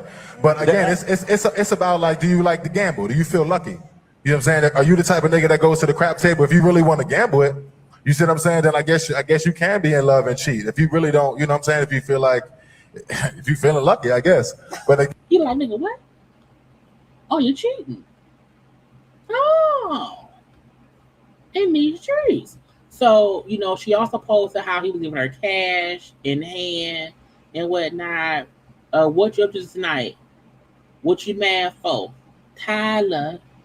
Oh, I guess you blocked me by accident then. Want a link today? I deactivated my page. Yeah, what time? I tell you to pull up now if it was up to me. I'm busy from 3 to 4. Otherwise, I'm open. Girl, look. I just feel, not a Zelle.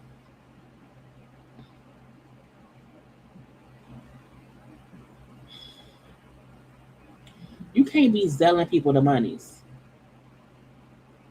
You can't be selling people the monies.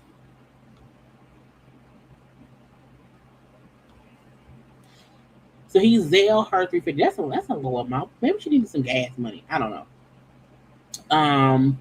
Come to the Dominic Hotel over in New York.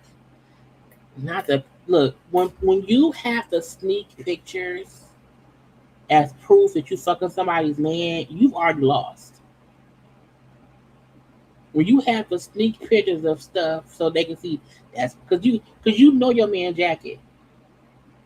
You know your man jacket, his shoes, his jeans, his watch. You know little shit. You be like, oh yeah, nigga, that was you. Okay, so she just out here saying, you know what I'm saying? He fucking around. But again, that's what happens. You be in a full-fledged relationship, child. Y'all got married, had a baby, and now folks is already not. We don't know. It's all alleged, child. I wasn't there. I don't know. But again, he out here. He's been accused of cheating on his now wife. However, I told y'all ever since he and the kid's mama, that situation, I don't trust it. I don't trust it. Oh no! Back when I was 21, the bad guy who was engaged, he was in jail for murder. But technically, he was arrested for murder and got found not guilty of murder. But he had to do 2 years in prison for the gun charge, and he was gone for 2 years. And I didn't wait. Yeah. Anyway, actor Jared Leto accused of actually assaulting a 17-year-old, grooming teen girls to make an explicit call to minors. First of all, he looked like he did it.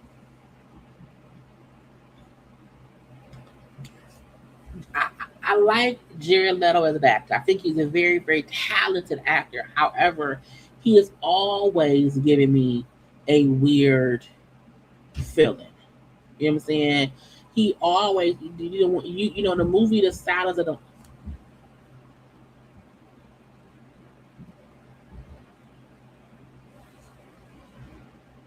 Is a nigga moving a body? I think my neighbor says maybe moving out. I don't know. It's been weird all day. But he's always giving me a Silence of the Lamb tease. And I was like, I don't know what's what okay. So there was a documentary that was done. I have not seen it, okay. But a documentary was done, and in the documentary there were allegations. It's a BBC documentary. It featured accounts from 10 women, including 4 of who accuses him of conduct that could constitute criminal ethical offenses. It said Jared Leto. It's called Hollywood's Dark Secret, alleged between 2002 and 2016. Damn, for 14 years. When he was in his 30s and 40s, you know, one woman claims that he actually assaulted her in a motel bathroom. No, in a motel bathroom when she was 17. Another woman claims she had sex with him in California when she was 17, below the state's age of consent at the time. A third Leto made repeated explicit phone calls to her when she was 16. And other claims he threatened her with actual assault when she was 19. Again, these are all allegations from a documentary that I have not seen it. I have not seen it. I want to, because I want to see what was said. I feel like it says the BBC says it corroborated portions of several women's accounts through interviews with friends and family members, as well as photographs, messages, and other supporting material. Bitch. 2 former employees connected to Leto's band, 30 Seconds to Mars, also alleged they were uncomfortable with the actor's interactions with teenage girls backstage and at recording studios. Again, when you are a full adult person, you should not be around teens. You know what I'm saying?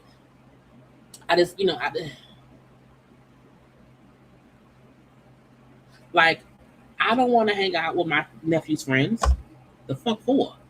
They're kids. You know what I'm saying? Like, even, it's weird. It's weird. Now, I love my nephew. I'll hang out with my nephew. You know what I'm saying? But I don't understand when adults be hanging around with kids and teenagers like for fun, bitch. For what? You're 35. Why the fuck are you hanging out with a 16-year-old? For what? Okay. So now, after the story came out, Jared told the people, I have never actually assaulted anyone in my entire life. These claims are absolutely and categorically false. I read so much better when I'm drunk. because I don't know how I would be able to say categorically false sober. Okay. But I want to point out some people say shit like I never did that because in their brain that ain't what they did. It does not mean I did not have sex with someone 17. What it means is, well, I was in the state of Iowa, and in Iowa, it's legal. It's legal to you know what I'm saying. I think some offenders in their brain feel like, well, I didn't actually assault anybody. It was consensual. You know, they weren't underage.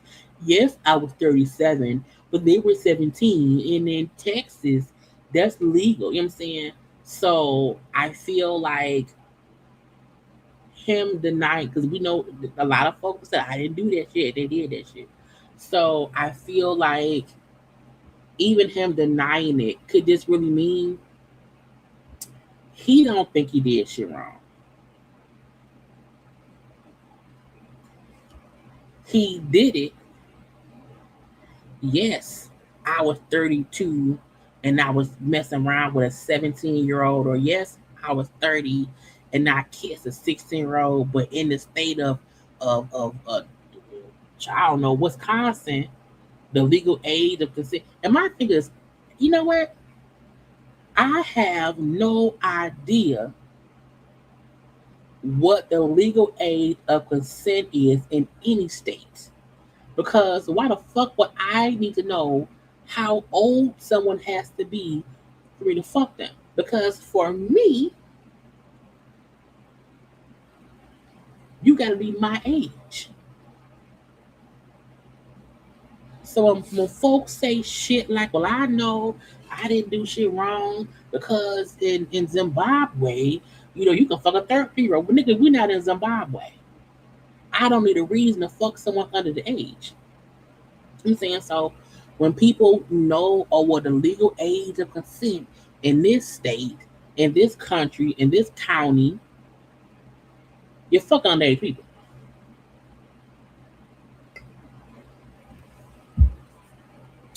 But I wasn't there. He denied it. Okay. Savannah Guthrie's mama died. Part of the people. Okay. Now to me, this ain't nothing new. This may sound mean. I hope I don't say it too meanly. That lady been dead. Okay. That lady been dead since been dead. And I don't want, and I, you know, because you know, no one wants to not know what happened to they family member, you know. But I feel like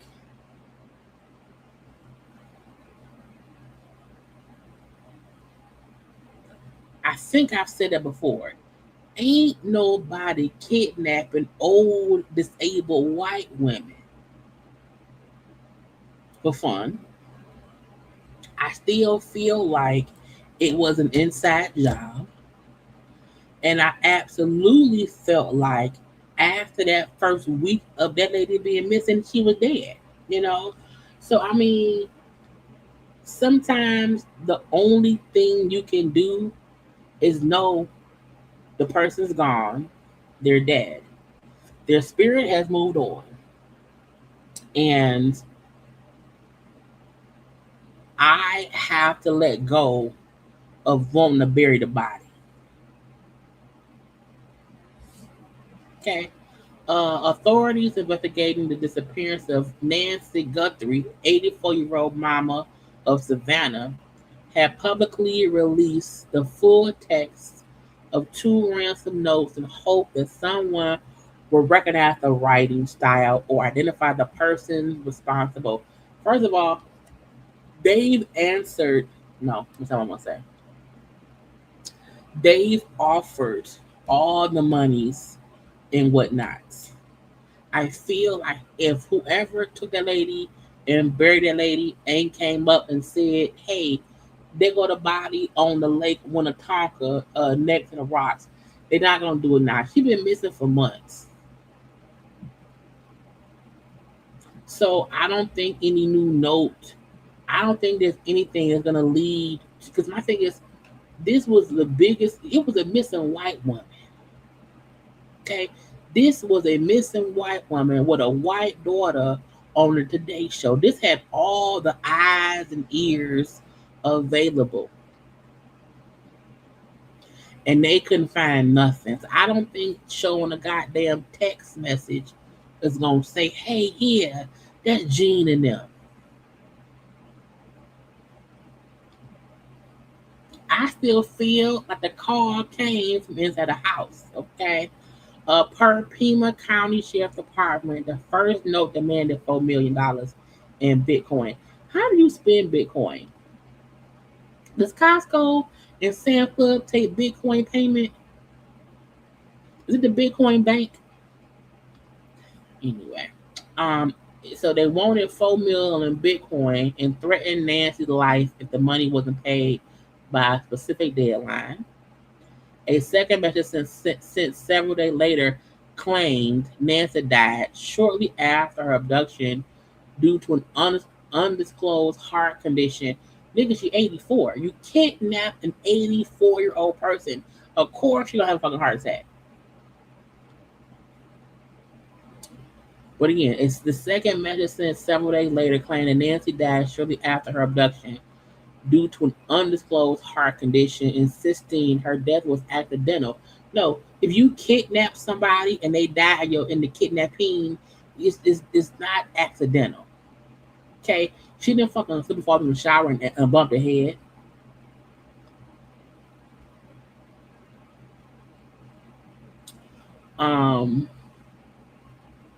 They insisted her death was accidental and that she had been buried in nature.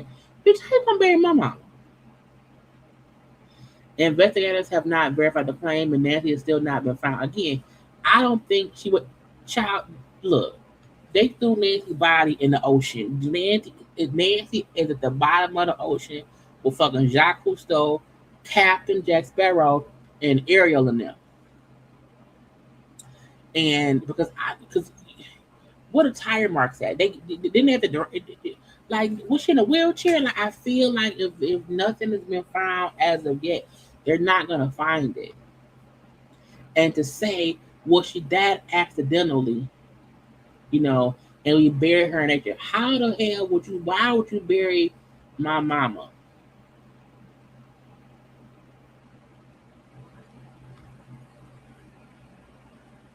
She been gone since February, but she been gone since the winter.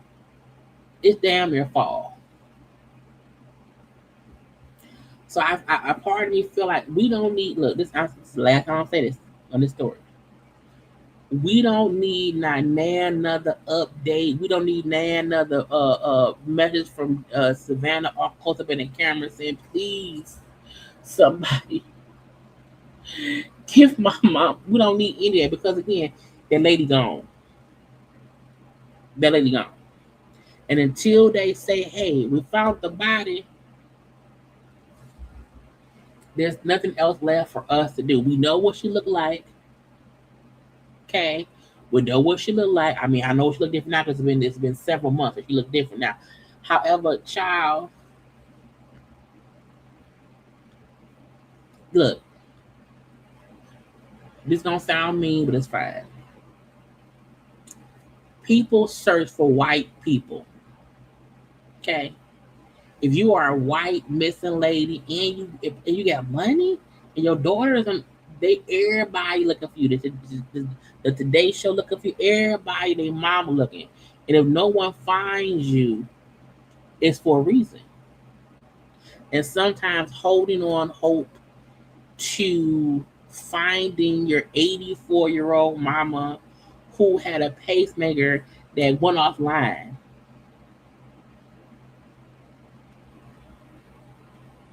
You have to sometimes understand mama's gone. And that doesn't hurt any less. And I'm not saying Savannah and them should not stop looking. I'm saying take us out the group chat. Because I would never stop looking for my mama. I would not. However, I'm not including anybody in the group chat. because everybody knows she missing. So if anybody would to see her mom, oh, they're gonna Savannah mama. Girl, tell Savannah we found out. You know what I'm saying? So I take us out the group chat. That's all I want. That's all I'm asking. That's it. Diddy got a early release. Diddy gonna be home in 2 days. Okay. Diddy's new release date is now January 24th, 2028. A month sooner. I don't know who Diddy fucking in prison. I don't know who dick he jacking. I don't know whose sperm he's selling to get him more dates to come home faster. But Diddy be home sooner than we know it, and I don't care. Because I'm not when he get child, he gonna sell all money. So yeah, they moved up a date again to January 24th, 2028. I told y'all that's why anybody saying free Diddy is stupid. He'll be free soon. He coming home, bro. Neo. Now, first of all, cause I put Neo on the thing. He over in the corner in a little hat. He was holding a pool stick right here, the pool stick. Neo around here. I said, now why is he doing? I said, no, I don't. Why he spinning?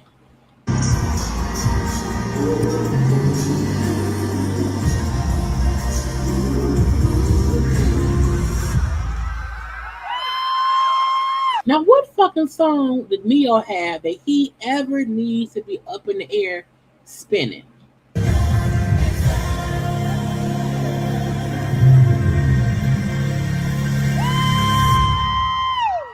Why? I don't know any song. I don't know a song where Neo needs to be up on the things, spinning in the air, and eating coochie in the air. Now, first of all, you don't have to eat coochie in the air. Okay. Neo, I don't know what sexual gratification Neo gets from being extra. But I feel like Neo, you up and spinning, booty cheeks tight as hell up in the air with that lady is not safe. Okay? You not eating the coochie, so stop acting like it. Okay, ain't nothing worse than a fake coochie eater. So what is you doing? What is happening here? Okay, what song is this for, nigga?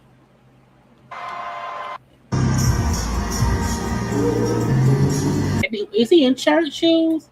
You can't eat coochie in church shoes. That is sacrilegious. You also can't eat coochie in the vest. That's just stupid.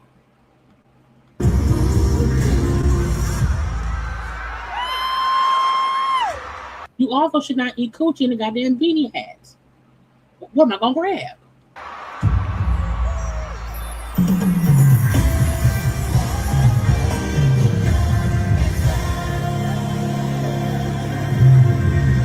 I just need someone to tell Neo, sir, just start singing the love songs. Okay? Do you love songs? And my thing is this, if you want to have a sexual moment on stage with a song, cool. But nigga, get down. Okay? What you spinning for? I'm this girl. I said, nigga, what are you doing? What is happening here? Now, Usher. Usher was around here. Hold on. That girl was like, I wanted Chris Brown. I didn't want her. Usher said, "Ho, what?" Before we get started, don't bring your ass up here if you don't want to be here. All right. God don't like ugly, but he most certainly don't feel too good about pretty privilege. He can do it. Listen, that's what I'm gonna tell you. You can't go and say you're pretty privileged, got you on stage with Usher, and then Usher put you on the stage. Usher said, look, if you don't want to be around here, don't bring your tack head ass up here. Okay? And then he also had a girl trying to feed him a cherry. said no. But I said no. Now this is the thing. I feel like I don't think I've ever seen Usher put a cherry in his mouth and put it in someone else's mouth. I know he gives out cherry for other folks to eat. But I said, girl, why would you think Usher wants a cherry out your mouth? He don't know what your girl know. Mm-mm. Mm-mm. I don't think anyone should eat. I don't think any fan should take if Chris Brown, if Usher, if T.I., Kurt Franklin, I don't know, Fred Hammond, if any artist puts something in their mouth and then say, "Hey, yeah, now put it in your," no, no, mm-mm, mm-mm, mm-mm. He said, hell, no. Now this girl said, "Bitch, I'm ready." She said, "I'm not playing. I'm up here. I know how to do it, Usher. Come on over here, daddy."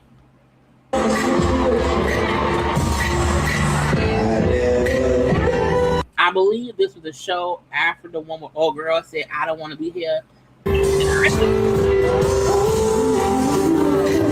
Again, look, you supposed to play along a little bit. Now you can't fuck that man at all. That ain't what's supposed to happen. Now she said, "Oh, I'm a ride." Girl, what did you do it? But again, she said, "If I'm gonna be up here, let me get off that man's chest. He got to sing, girl. Get up." The point is, you have to, play into it a little bit if you're gonna be around there. Play with it a little bit. I don't mind that.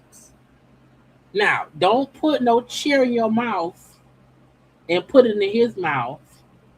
Don't do that. Okay? Now, this is what she took it too far. Girl, don't you? What are you doing? And he laughed. We knew that you know what I'm saying? But then Usher said, "Look, don't come up here if you don't want to." She took it too far. Look, she said, y'all ain't gonna talk bad about me. I'ma touch his body. I'ma bend it over.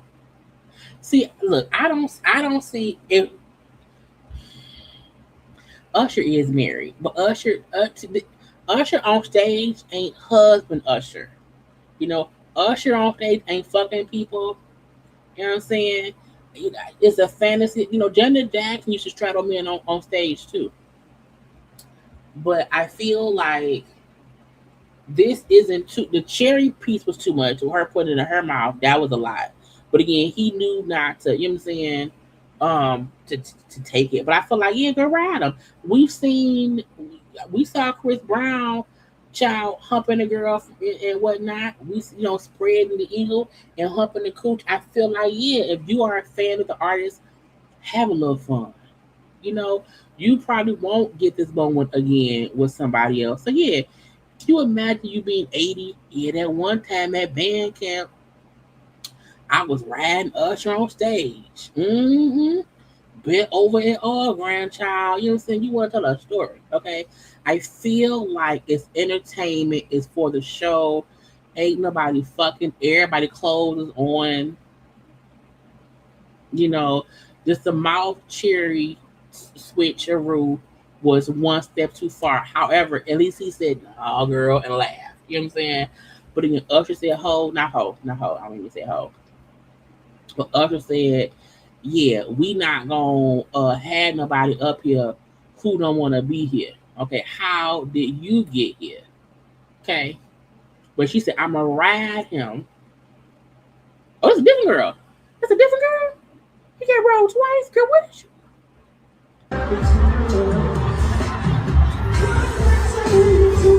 Girl, you gonna break that man pelvis. Girl, calm down. And she in a swimsuit. Girl, what is going? Now that's too much. Okay. Did she wear a wrestling outfit to the other concert? Was he still singing? Hold on.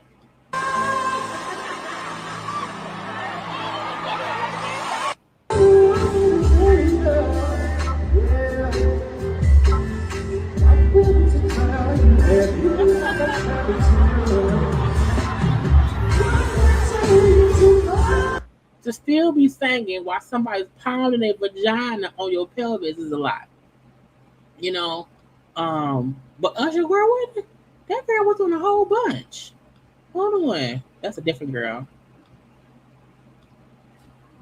That girl was up there riding, child. Popping pelvis and all. Everybody ride the girl. Everybody ride Usher like a goddamn girl anyway. But Usher said, look, I'm having fun. Y'all having fun. We have child Neo up and spinning in the air eating cooch. You know, Usher cussing folks out saying, bitch, don't come around here if you don't want to be on the thing. Okay. He getting cherries put in his mouth. He getting cherries put in his mouth. Well, almost put in his mouth. Usher said, no. Somebody get Usher some milk. Okay. Got these girls all hopping off and people be singing this little voice and whatever. Anyway, he went up an octave.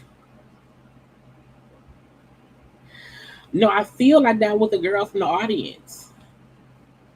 I think it was a girl from the audience.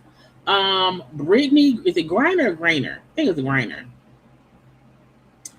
I'm tired, y'all. This liquor is doing the thing. I need to go to bed. Brittney Griner has filed for divorce. What's funny is him sent me this early when I was at work. He like, yeah, Brittney Griner, a real nigga. She went to prison and then, came home and left her girl. I said, well, that's what niggas do. They go to prison, they girls stand by them, and they leave them. So Brittney filed for divorce from her wife, Sherelle, who campaigned publicly for her release from Russia and, held her down the whole time. You know what I'm saying? Shocking news. Filed for divorce from Sherelle. I think it's Sherelle. Is Cheryl? I don't know. Per court documents, People Magazine or whatever, they separated on July. That was last week. Separate that was last Friday. Brittney called their union incontrovertibly, which is broken. Okay. And she is seeking joint legal custody of their 2-year-old son, Bash. The court will also determine child support. June 18, 2018 is when they got married.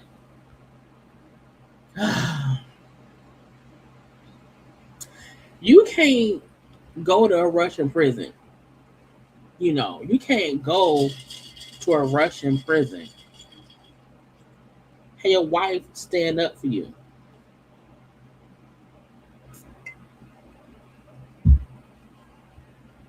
And you want a divorce?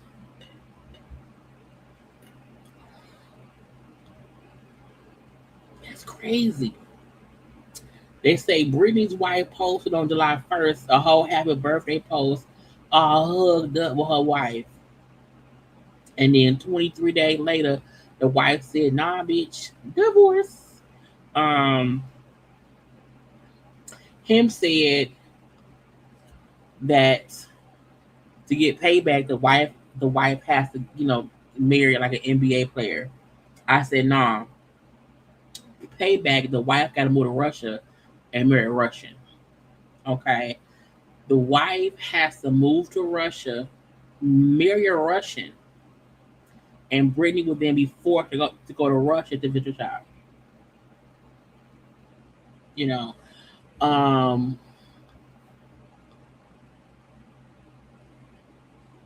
It's unfortunate. You don't want anyone to stay in a broken relationship. You know what I'm saying? So no one wants people to be unhappy together just because. But I do wonder what's the reason for the breakup. You know what I'm saying? What's going on? But I said, hell, wife, get all the good alimony. And again, bitch, move to Russia and marry a Russian.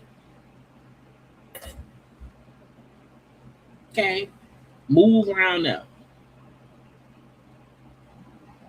Because it says Sherelle, an attorney, spent months publicly advocating for Brittney's release outside her comfort zone as a private person. Brittney even credited her with saving her life when she came home in December 2022. She's been home She's been home for 4 years, and now they filed for divorce. Child,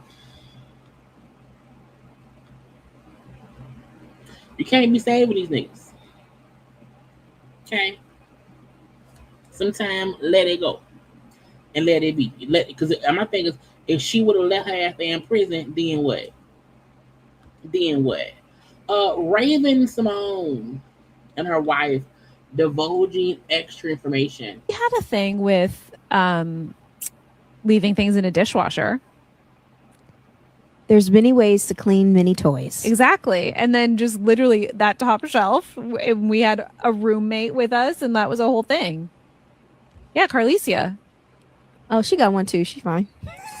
It still doesn't mean that when you like go to load the dishwasher. I don't know. It's not as embarrassing if somebody from my community finds it, because I feel like it's like an obvious thing. For me, it's more embarrassing if somebody from the straight community finds it, because then they got questions, their brain starts going, they're judging, Christianity comes into play. It's like a whole bunch of shit. Oh, yeah. You know what I mean? Yeah. But if you're in my community and you happen to open my dishwasher and you see multiple things going on, sizes and shapes, you'll be like, just good for you. A nod happens, and they're like, "I'll see you later." Be like, "Thank you for understanding." You're right. You're right. I mean, I think day. it's the sending it to the parents though that would really. Oh, that's scary. It's mortifying. If my mama saw a picture of what we got in the house, she'd be like, "I don't understand why you're married to a girl if you have all this." She wouldn't understand it. Has she ever found anything of yours? Yes. And she found a picture of me back when I was in my bi girl era, and I had on like this nightie, and I was taking a sexy picture. It was a Polaroid, and she found it. She goes, "What if the paparazzi found it? How dare you take this picture?" And she like tore it up and threw it away. And I was like, "Well, that's not even that bad." I was waiting to hear it was like she found a box of toys. No, nah, I knew how to hide those. I had a safe.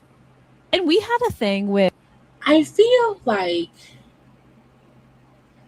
I don't think you should wash sex toys in the dishwasher, because I'm not putting Dawn dish soap on my coochie.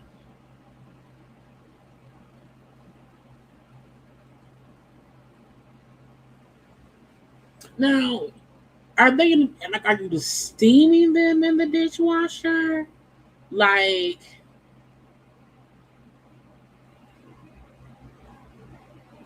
cause dishwashers barely wash the dishes real good. They be water stains. Like, who wants a water stain dildo strapped on penis? And I don't have an issue with lesbians have toys. I don't really care. We know they use dildos, okay. But I feel like, are there dishes in the dishwasher? Like, do you have? Maybe she's rich. Maybe they have well, no, because why would anyone go into the dishwasher? And do you have 2 dishwashers? Because I would not want to put the bowl I eat my cereal. I don't eat cereal, but I eat my ramen noodles in the same dishwasher the dildo goes in. Is it clean? Like, do you pre-clean the dildo? Like, why is a dildo in the dishwasher? I don't think there are soap pods for dildos. I fully feel like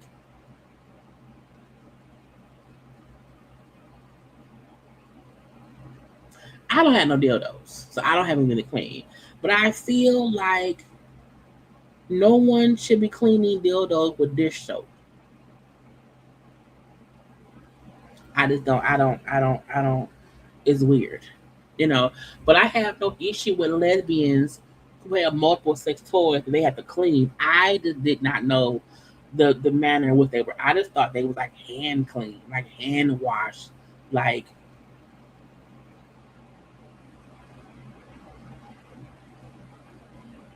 I would prefer you use body wash on the dildo, because you use body wash on your body. So I don't think body wash.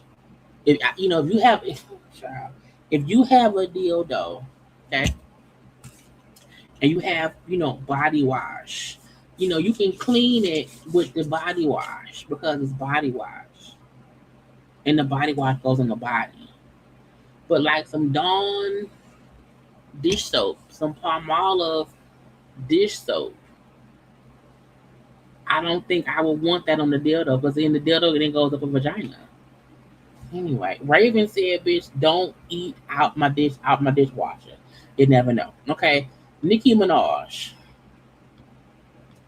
Dear Diary, well, the press is hot for me. They say I'm sexier than Tyra Banks. Who the fuck lied to you? Julia Roberts gasped when she saw how handsome I was. Brad Pitt played me on SNL. Never mind that I set millions of children back years on their education. Never mind that the elderly are alone and afraid, dying by themselves.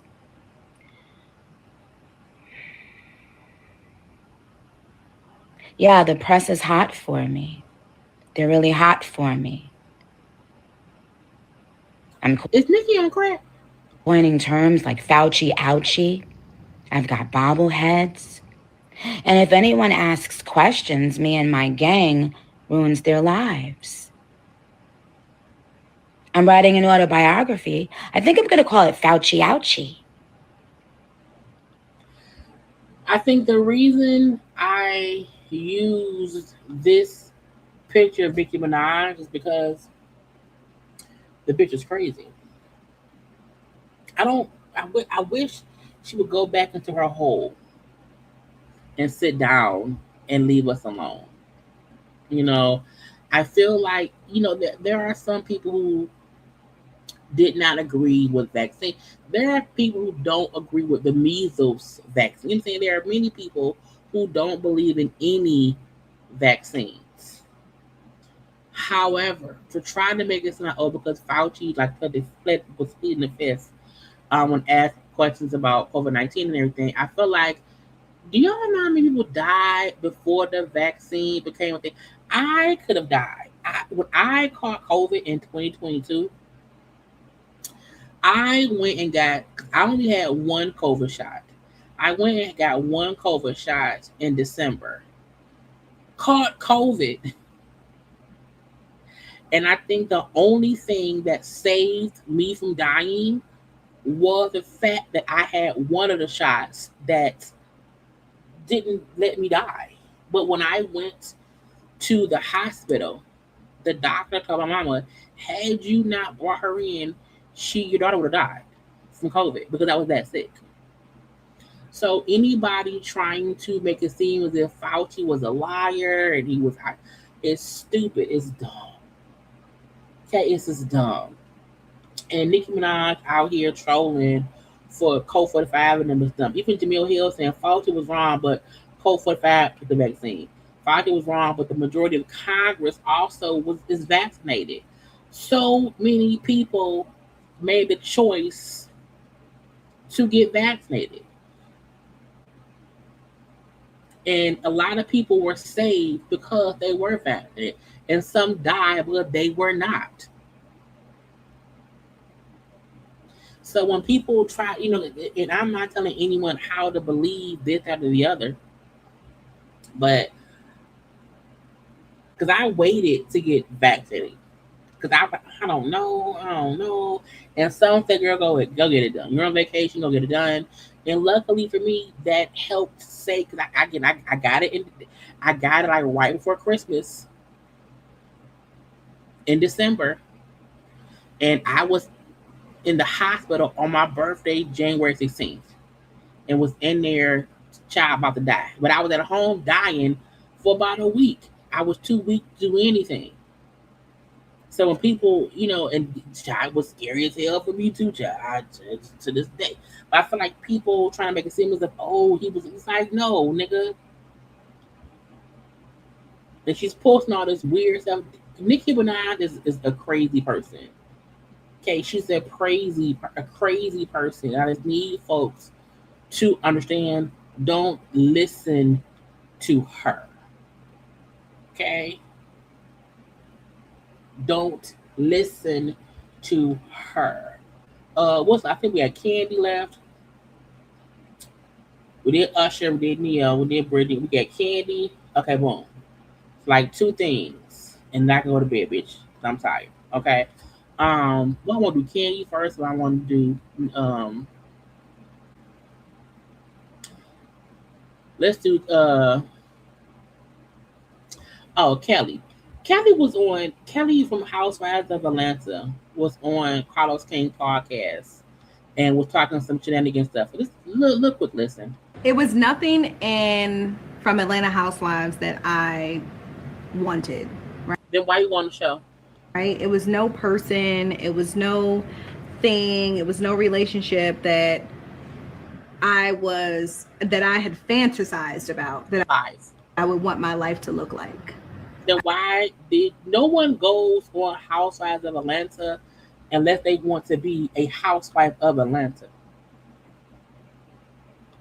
That's not my thing. I've had all of those things. I've really had all of those things. The homes, the cars, the money, I've had all of it. Like, it was nothing that anyone on the show could do that would impress me.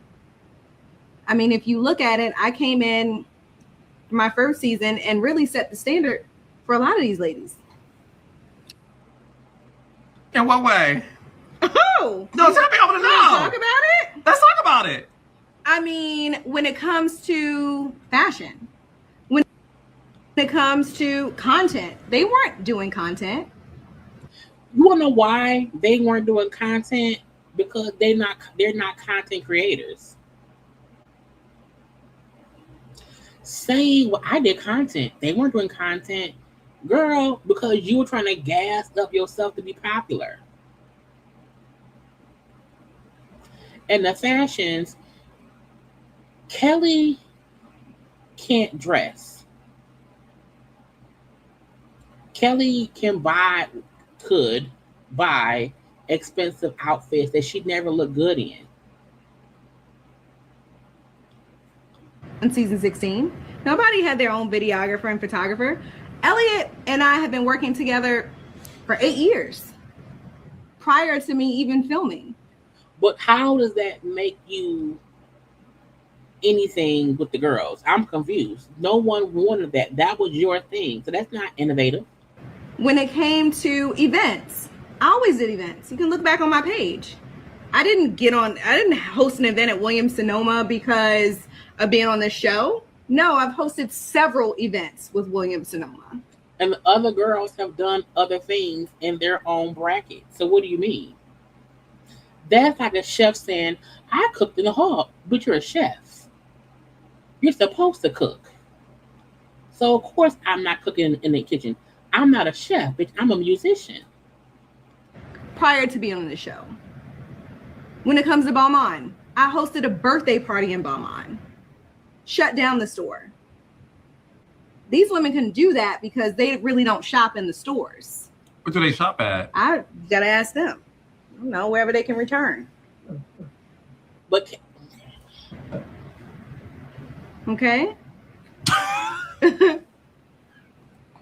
Carlos wanted to say so bad, girl, you're reaching. You're doing too much. But Carlos did not want to embarrassingly say to her, you sound stupid. Police escorts. When they came to police escorts, I've always had a police escort. For what? Now you have a crazy ex-husband. You need a police escort for safety. That's different. But girl, security. I mean, these things for me, it's just this is a joke for me. I just feel like maybe they don't want to give me my flowers, but you can't afford your own flowers. Maybe if you weren't out there stunning for the gram, you wouldn't have money troubles. And I know I'm going through divorce, my husband, blah, blah, blah, blah, blah. But you were so focused on living this lifestyle, you did not realize you have nothing. You were so busy having a videographer and a stylist and blah, blah, blah, blah, blah, blah, and now you're broke. So boasting about spending all this money and I'm having a birthday, but you can't afford shit now. I set a lot of standards for these ladies. I did. I mean, they're using the stylist now, which is all. I mean, it's all good. You know, like they're all using the stylist. They all look like his protege. Okay, so I'm gonna give. Okay. It's cute. No. Okay, it's cute. They needed it. Did they not? They needed it. Why she yelling? And you know that they did. And I love that for them. They should. You should be spending the money. Y'all make enough? You should be. You should be reinvesting in yourselves and your careers. Absolutely. I just got here. If you think the other girl did not have a stylist, you're stupid. They may not have had your stylist, but they all have stylists. So look, at the end of the day, Kelly wants us to believe she's to the standard. And Marlo irked my nerve. But Marlo was the fashion girl. Marlo has a whole fashion store where she sells, where she rents out her fashion pieces. So I feel like you can't say that you set a standard because you came on here doing something that you already doing that no one else wanted to do. No one else wants to be a content creator with a videographer to record them doing what? You had all that going for you, but then once it all fell apart, you have nothing. You're still considering filing bankruptcy because, and I'm not knocking her because, again, it is what it is. What I'm saying is you can't boast about what you had that you don't have anymore, that you weren't able to retain.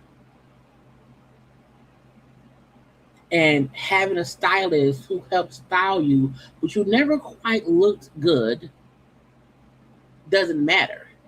If when you don't have that same stylist, you look horrible. You look worse. Okay, so trying to set the eye to the standard doesn't make sense, Kelly. And I think Kelly's fucking delusional. Anyway,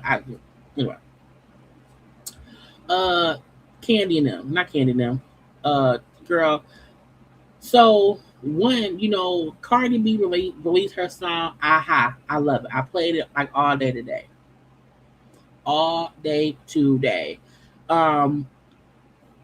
Child, Tia Kemp. What's going on?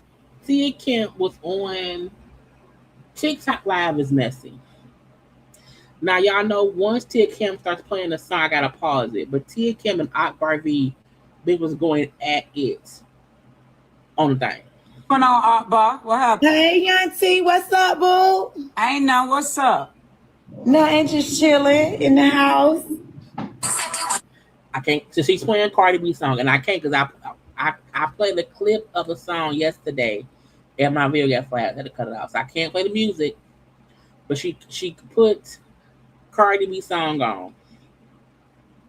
I heard that new one.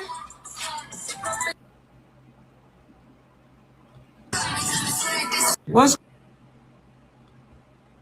she ain't make this motherfucking song for you, ho? Get your motherfucking ass off of here, bitch. Keep Cardi name out your motherfucking mouth. Bitch, I thought you was Cardi, ho. You love calling everybody back. Bitch, you was get your bad body ass the fuck up out of here. Bad body ass. Get your raggedy ass. Mary had another laugh with me. Ugly ass baby daddy ass. Bitch, get your bad body non-rapping ass the fuck up out of here. Oh, that's why I love you. Bitch, don't act like she ain't making. You see Yancy play? Yeah, that's my bitch. I don't even like calling her Yancy. Like, I don't even feel like she's my auntie. I feel like she's my cousin. Like, you know what I'm saying? Like, so girl, this motherfucker Tia was playing Cardi's song like the day before and whatnot. But bitch, hold on. Let me switch over here. Hold on. Because where's the sound at? Tia Kemp was already on someone's TikTok Live. And before they brought on Akbar, the guy was like, hold on.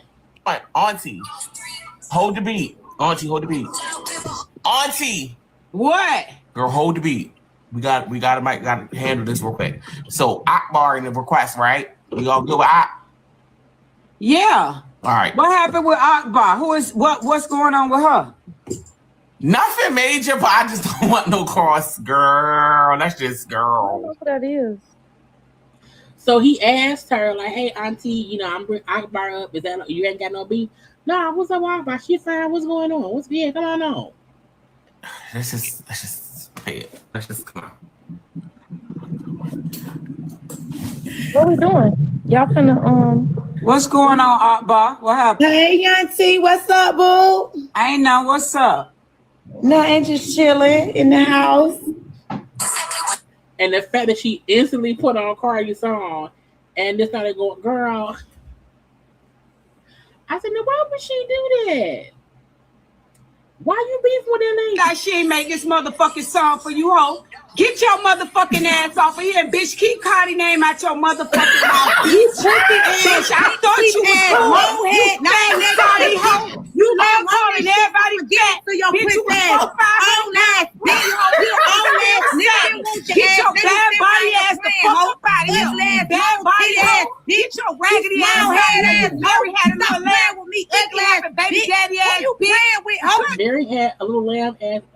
Get your bad body non rapping ass the fuck up out of here. Oh, that's why, lady. Get your raggedy ass the fuck up. Puss ass hoe. Stop hating on Cardi. Stop hating on Cardi hoe because you wish you was her. Hating ass bitch. Now get the fuck up and play with me hoe. And then she hung up. So I'm like, now why would she do that? What was going on? What was happening? So a lot had happened. Okay, because wait. What's going on, Akbar? What happened? Okay, it's all right. It's all right. I'm trying to get on this app with none of this bullshit, and I tell y'all that. Just breathe. Just breathe. No talking. Just breathe. Not you crying on the TikToks. I gotta put blood in this whole mouth on my No, just mama. breathe. I ain't Just doing no breathe. talking. When I see you, you just be ready to fight, ho. That's that. Why you gotta fight? I'm trying. Y'all don't know. I'm dealing with like a spiritual warfare where it's me and God, and it's this bullshit that come with this shit. Akbar be fucking with people and talking shit for people, and then she can't handle the repercussions. The repercussions. And I don't want to deal with the bullshit that come with this. I just be want to rap.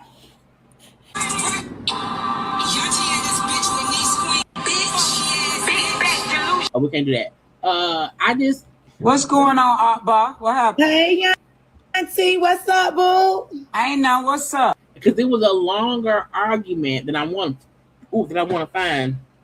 They did because they were back and forth, yelling, cussing, fussing. At one point, Tick up saying, "Bitch, show your arm, bitch." I'm like, "Why she got to show her arm?" I know she had an arm thing, but I'm like, it was just insanely crazy for them to be back and forth in it. Is this a full clip? Hold on. I want to see. Okay, maybe it's this one. Hold on. It's the crying. Understand what I've been dealing with. I made so much mistakes. I never had no mama, bro. My mama was on drugs. I was just in the street, just thugging, trying to survive and make a way. I made so many mistakes, bro. I really hate it. I hate that. And I try. I don't think y'all understand. I'm not drunk. I'm not drunk at all. But I made so many mistakes when it came down to my kids. And these mistakes that I made, this is why, like, I barely let my baby them go places, like, because the things that I've been through and the things that I've seen, you know, I've been through. Bottom line, she only crying. And I feel like you can't. Listen, Akbar, be quiet. Don't talk. Akbar. Nah, bitch, you owe me an apology, ho. Nah. Cause me and you ain't never had this going on, Nah, bitch. but y'all was messy as fuck. Y'all was messy. I'm straight for it, bitch. Nah, but what would y'all come over here? And you know that. You serve Don't my play with me on no motherfucking app, Till. Don't play with me. Cause I don't play with you and disrespect you, long head ass hoe. Small head talking ass about a long head bitch. Long You teeth bad ass body, hoe. bitch. Stop playing with me. 80,000 Bitch, sons, you my have an money is asshole. good. You ain't got no baby ass, got daddy have an you ass, ain't got bitch. no Like, ass, bitch, stop it, hoe. You ain't. Let me mute Stop this hoe that. and go in on this bitch. Stop it, hoe. Let me tell you Long something. head, You that's all tall, you can say? motherfucking ugly ass, stinking ass, dirty ass, loose pussy ass, bitch. You never come over here playing with me. Y'all know we can hear y'all one at a time. You never had my pussy with another bitch. And I bet you done had more niggas than me, bitch. And I don't respect hoes like you. You got more baby daddies than your motherfucking and I be 50 and 20 bitches like now. What you got to say? You really have to listen to this twice and only listen to one of them at a time. They both talking at the same time. Never been a nigga baby mama. What's now your what? Stats? Now what, ho? Now what, ho? Now what? Show your arms, bitch. What's your credit, bitch? You don't have show your arms, ho. Show your arms, ho. Show your arms, ho. Show your arms, ho. Show your arm shaming people. Out for surgery. Show them who you playing with. Yeah, you had to use them. Show your arms. Now you want to show your legs? Because I'm going to put belt ass when I see you, ho. Do you want to show your legs? Belt. I'm putting belt. I ain't doing no mad. Why you so mad? I can't be fighting on the TikToks. Get in the studio. Let me give you some. Let me get. Listen. I'm done. She up with the. Tonight, I'm done. You want to be like this. But you buying that. Yeah, you buy that. You still pull your titties down here. You got more stretch marks than Tony the Tiger. You're a great. Not Tony the Tiger. Stop it, girl. You got more stretch marks than Tony the Tiger. You can't even walk in them stilettos.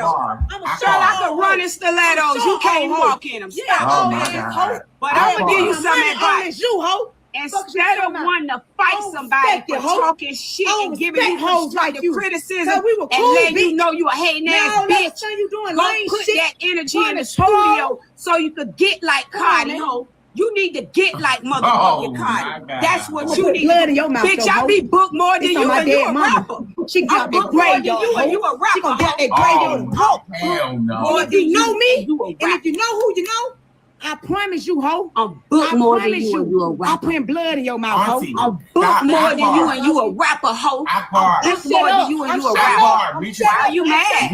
Why are you so mad? Get in the studio, ho. You know what I'm mad. You know what I'm mad. Well, you just get like Cardi. You don't hear that TV, motherfucker. That's what's wrong with y'all rappers in the industry right now. Child, do I delete on TikTok? I can't. Y'all not doing that talking. So I get a check every month for my music. You ain't getting a check like I'm your big sister. I'm not no so oh, you a hater. That's why you mad at you. Too much of a real ass label won't waste their investment on you. Listen to you. You want to fight? You want to shoot? You want to blood in somebody's mouth? You think you a gangster? Pipe it down. Maybe a label pick you up. I am a gangster, bitch. You need to be. No, you're not. You're not. You still having babies like a mutt. You still having babies like a mutt. You're not a gangster, hoe. You was just in the labor room, bitch. You were just in the labor room, hoe. You're not a gangster. Pipe down, hoe. You a woman. You're supposed to be a woman, bitch. You are not. Don't call me Auntie, hoe. Call me by my name, bitch. You on your mouth, hoe. You can't call me Auntie no more. Hoe, you ain't my niece, dirty hoe. You ain't my niece, dirty asshole. Spit in your face, ho. Bitch. I'm spit in your face, ho. Put that energy in the studio. Maybe a label will invest in your dusty ass. You a dusty hoe. Get your dusty ass out here. You ain't doing what I'm doing, ho. I'm running circles around you. Your baby daddy is your only clan and fame. I'm doing more than you. I'm doing more. Tia Kemp's claim to fame is technically not Rick Ross anymore. Yes, she is one of his mom, but she has made her own lane, which is smart, in my opinion. Then you, what you doing, my house? What do you got? Yes, what do you got? You old hoe doing more than you, and I'm not a rapper. On a TV show, I'm getting 200. I'm not a rapper, hoe. I'm not a rapper, hoe. Oh yeah. Okay, so what you on? What you on? I ain't been on baddies, bitch. What you doing? Go check my stats. You doing? I don't know what you know, but bitch, my checks ain't what yours is, ho. Mine ain't nowhere, ho. Mine ain't what yours, ho. Bet that. Yeah, all right. I bet that, ho. You bet you won't say you come to podcast dirty. I bet you won't say you come to you had on a dirty two-piece Fashion Nova outfit. Stop. Not a dirty two-piece Fashion Nova outfit. I'm gonna show you, girl. You had on a dirty two-piece white Fashion Nova outfit. You got me fucked up. Ain't that dirty? I get a check. Girl, you was dirty, girl. Go watch it. You was dirty. It was dingy. It was very dingy. It was so dingy. You ain't never Rick Ross, baby mama. It was so dingy. Girl, you boy, your wings stop on your last $7. I don't need no nigga to stand. Bitch, better hope you don't down a motherfucking next table, bitch, right here trying to look like me. And I'll be 50 in a couple months. You could never make me feel like shit. You could say a Ricky Ross, you could say teeth, you could say long face, but you can't say ugly, bad body, ain't getting no money, ain't got no motion. Oh, you can't say it. Because he can't even say it no more.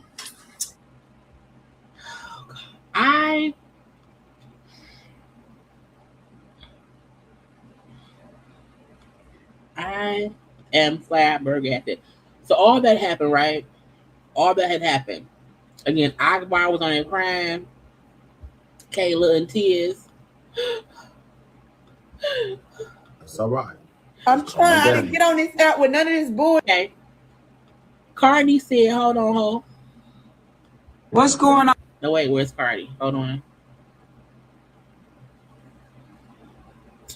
Oh, where's the Cardi on? Oh. Trash. Always bothering women, always bothering people. We all got problems. Bro, everybody got problems. You got problems. Imagine you having problems, bitch. And then somebody that you don't even fucking know come on the fucking internet talking shit about you for no fucking reason. And then you try to make it about fucking, oh, this is rap. This is rap. But what happened in rap, though, when people want to fake put it on wax? What happened between Lil Kim and Foxy? Somebody got shot. What happened between Biggie and fucking Tupac? Some shots.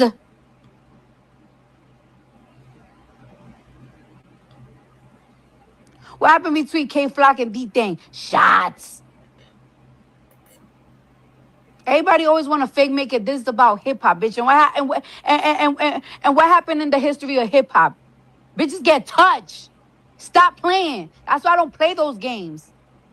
Bitch, you disturb my peace, you're going to have to pay the price for it. But you have, though. I don't even got to talk about it online. You a cop, bitch. You're a police, bitch. That's why you're trying to bait me to post certain shit. You a cop, bitch, but you know what's up with me, bitch. Stop playing. Shut the fuck up. Stop trying to impress people on fucking TikTok and shit. You like a clown. People laughing at you, bitch. Dummy, bitch. Look at you. You were so disturbed. I thought it was funny. I don't even gotta do shit. People just don't like the fact that you think you a big fucking bully and you not, bitch. You always popping shit.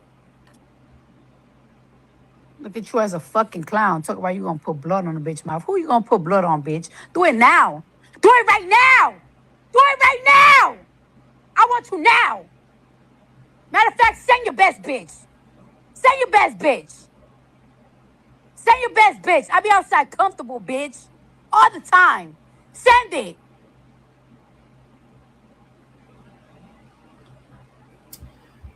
You can't be the bully. You can't be a bully and a victim at the same time. Akbar actively be beefing with people. She be actively fucking with people to get a reaction, to get some traction, to get some motion. And when she get back that energy and ain't nobody on her side, she crying foul. And it's the thing to where you can't cry on camera and then say they be coming at me. Leave people alone. If you leave me alone, I'll leave you alone. But if you fuck with me, I'ma fuck with you. Now, to me, Cardi got this new song. Have you the Aha song is fucking amazing. Child, Carisha who? You know what I mean? Child, that spin that shit is gone. Hey, Aha is the new summer anthem, fall anthem, the rest of the year anthem. I think Cardi's point was you can't be on live crying about, oh, they bullying me, they fucking me. No, you fucking with other people. Leave people alone.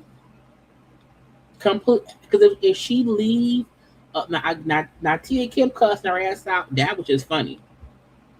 That we can't. You know what I'm saying? We can't even narrate what happened. But you can't. Look. You can't be on Twitter. You about to get the belt. Make sure you don't get in here ranting. You know I'm about to bring the belt out. You can't be out here talking cash shit and then be crying when someone call your ass out and say, "Hey, bitch, I got your card. Okay, go sit down somewhere." Okay. So I don't feel bad for Akbar. If Akbar just rapped and made it about her and not trying to get clout and attention off other female rappers trying to have a rap beef, she wouldn't be as aggravated as she is. And Cardi is right. Most rap beefs in the rap industry have ended in somebody getting shot, stabbed, but it's some violent shit. And sometimes folk might just react in that way, and we don't want that. So sometimes leave people alone. Okay. Now, lastly, child Kandi and them.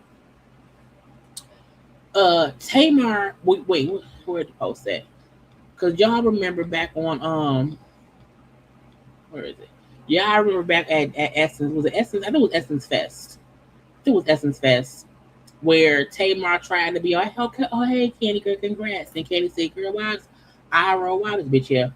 So we all seen that happened, during the I think it was Essence Fest earlier this month. Was all over social media, whatever. Tamar was online, posting a little shady comments, Kandi girl side. It was a lot of little shit, but we all know Kandi and Tamar don't get along. Like, that ain't a question. It is what it is. Tamar here, I have the #1 movie of the summer. My dinner with Tamar tour is almost sold out completely. Blah, blah, blah, blah, blah, right? So Tamar was then on Messy Ass L'Oreal's morning hustle show, and L'Oreal asked her about the thing. Now, my thing is this. If my friends know I'm not with the bullshit and I don't want to discuss a certain situation, they're not asking me about that shit on camera. But L'Oreal did. To go speak to her, and some people were saying she gave you shade. Y'all still ended up taking a picture together. It was her and Monica and a few other people on the stage. Now, some people were saying Kandi was giving mean girl. Some people were saying you knew the two of y'all had an issue, so maybe you shouldn't have spoke. What do you feel now about the situation now that, it's all come to a head? I don't care. I was at an event, a professional celebratory event. I said, congratulations, and I went on about my business. Yeah. Do you regret speaking to her at all? I do not regret saying congratulations. I don't care who you are. We can have beef all day long, right? The fact that Tamar had some glasses at the bridge of her nose, on her lips, and not her cheeks, just aggravates my spirit. It's not like I said, oh, let's go to lunch, let's wound, let's da-da-da. I am not that kind of person. You know what I mean? I don't want beef in my life. I really do enjoy my peace. Mm-hmm, yeah. I love my life. I have great friends. I have people who really love me and really fuck with me for real, and vice versa. And it wasn't really that serious to you. It wasn't like I was going like, yeah. It gave her congratulations. Everyone on the stage was being honored. And it was one of those events where, you should just show gratitude and be kind and move on. I didn't even think that moment deserved that big of the spotlight that it did. I think you spoke just like anybody else and kept it moving. But it seemed to get blown out of proportion. Because Tamar then went and commented on the post. That's why. Yes, social media, blog, stuff, of course we picked it up or whatever, it was a moment. But Tamar could have absolutely not made a comment about it trying to shade Kandi's voice. Online, a little bit. I think that whoever brought it to the internet wanted that kind of reaction. And yeah. God bless. Well, just Tamar. Bless them. So clearly, like you and her, there's no getting past, because I didn't even realize it was that big of an issue. I don't have any beef beef with anybody other than the devil. Went to go speak to her and so that's what Tamar had said, right? So Kandi had commented. And Kandi was like, no beef, but she was just calling me a bitch as she walked past me at a party last Saturday. I can't do the fake shit. That was the first post Kandi made. Also, when somebody posted Jason Lee, who was just recently on Carlos King's podcast or interview, whatever, and Jason brought up Tamar trying to use him in his blog to shade Kandi. Into Tamar Braxton, then she's going to have her opinion about me because of the fact that I woke up and realized that she was using me and built a relationship with Hollywood Unlocked through Jason Lee and was trying to use my platform to attack Kandi. Once I realized the game, I was like, okay, cool. And then she felt what that looks like, because I don't handle betrayal well, and I show up as my true, authentic self. And when you burn me, you know, chances are you're probably gonna get burned. Now, I will say that's the same Tamar Braxton, though, who was my friend, who hung out with me, who I put money in her pocket so she could feed her family, who put her on my platform, who brought her on my show. I did stuff with her. You know, the same person. I didn't switch up overnight. But the one thing I won't do is allow anybody to use, abuse, or attack me and think that the Lord that I serve won't give them the blessing of a lesson not to do that to nobody else. Child, my Jesus in it. So Kandi then made a post saying, "Oh, I'm tired." I like that bitch. I'm just gonna be straight up. I do not like one who sings so beautifully, but don't nobody give a fuck about it. As she's walking by me, she says, "And yes, you've seen me multiple times, and I pay you dust." So today, okay, Kandi was like, "Bitch, I got time today. Let's get to it now." It painted. Kandi is on there with A1, DJ A1, on her Speak On It and stuff. And she discussed other things too. This is all fair use, commentary, conversation about what Kandi said. This is not, you know what I'm saying, fair use. So Kandi was talking to DJ A1 about Tamar. And now look, if y'all remember,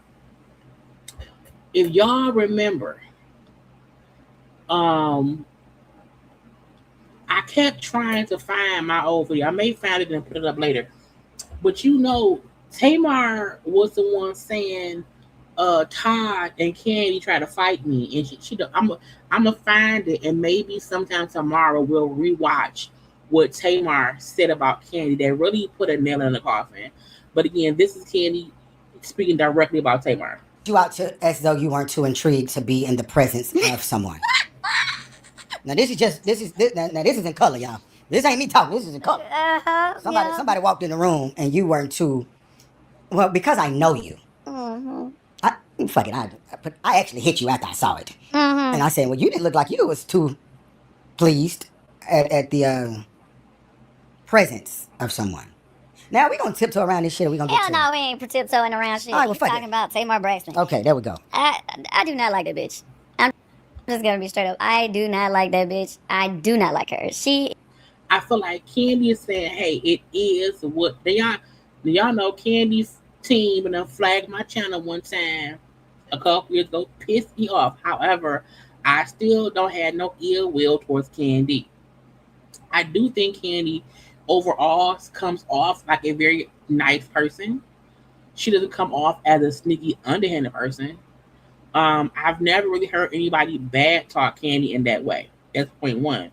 Point two is, I think we absolutely are aware there is, I won't say bad blood, but Tamar and Kandi are not cool at all.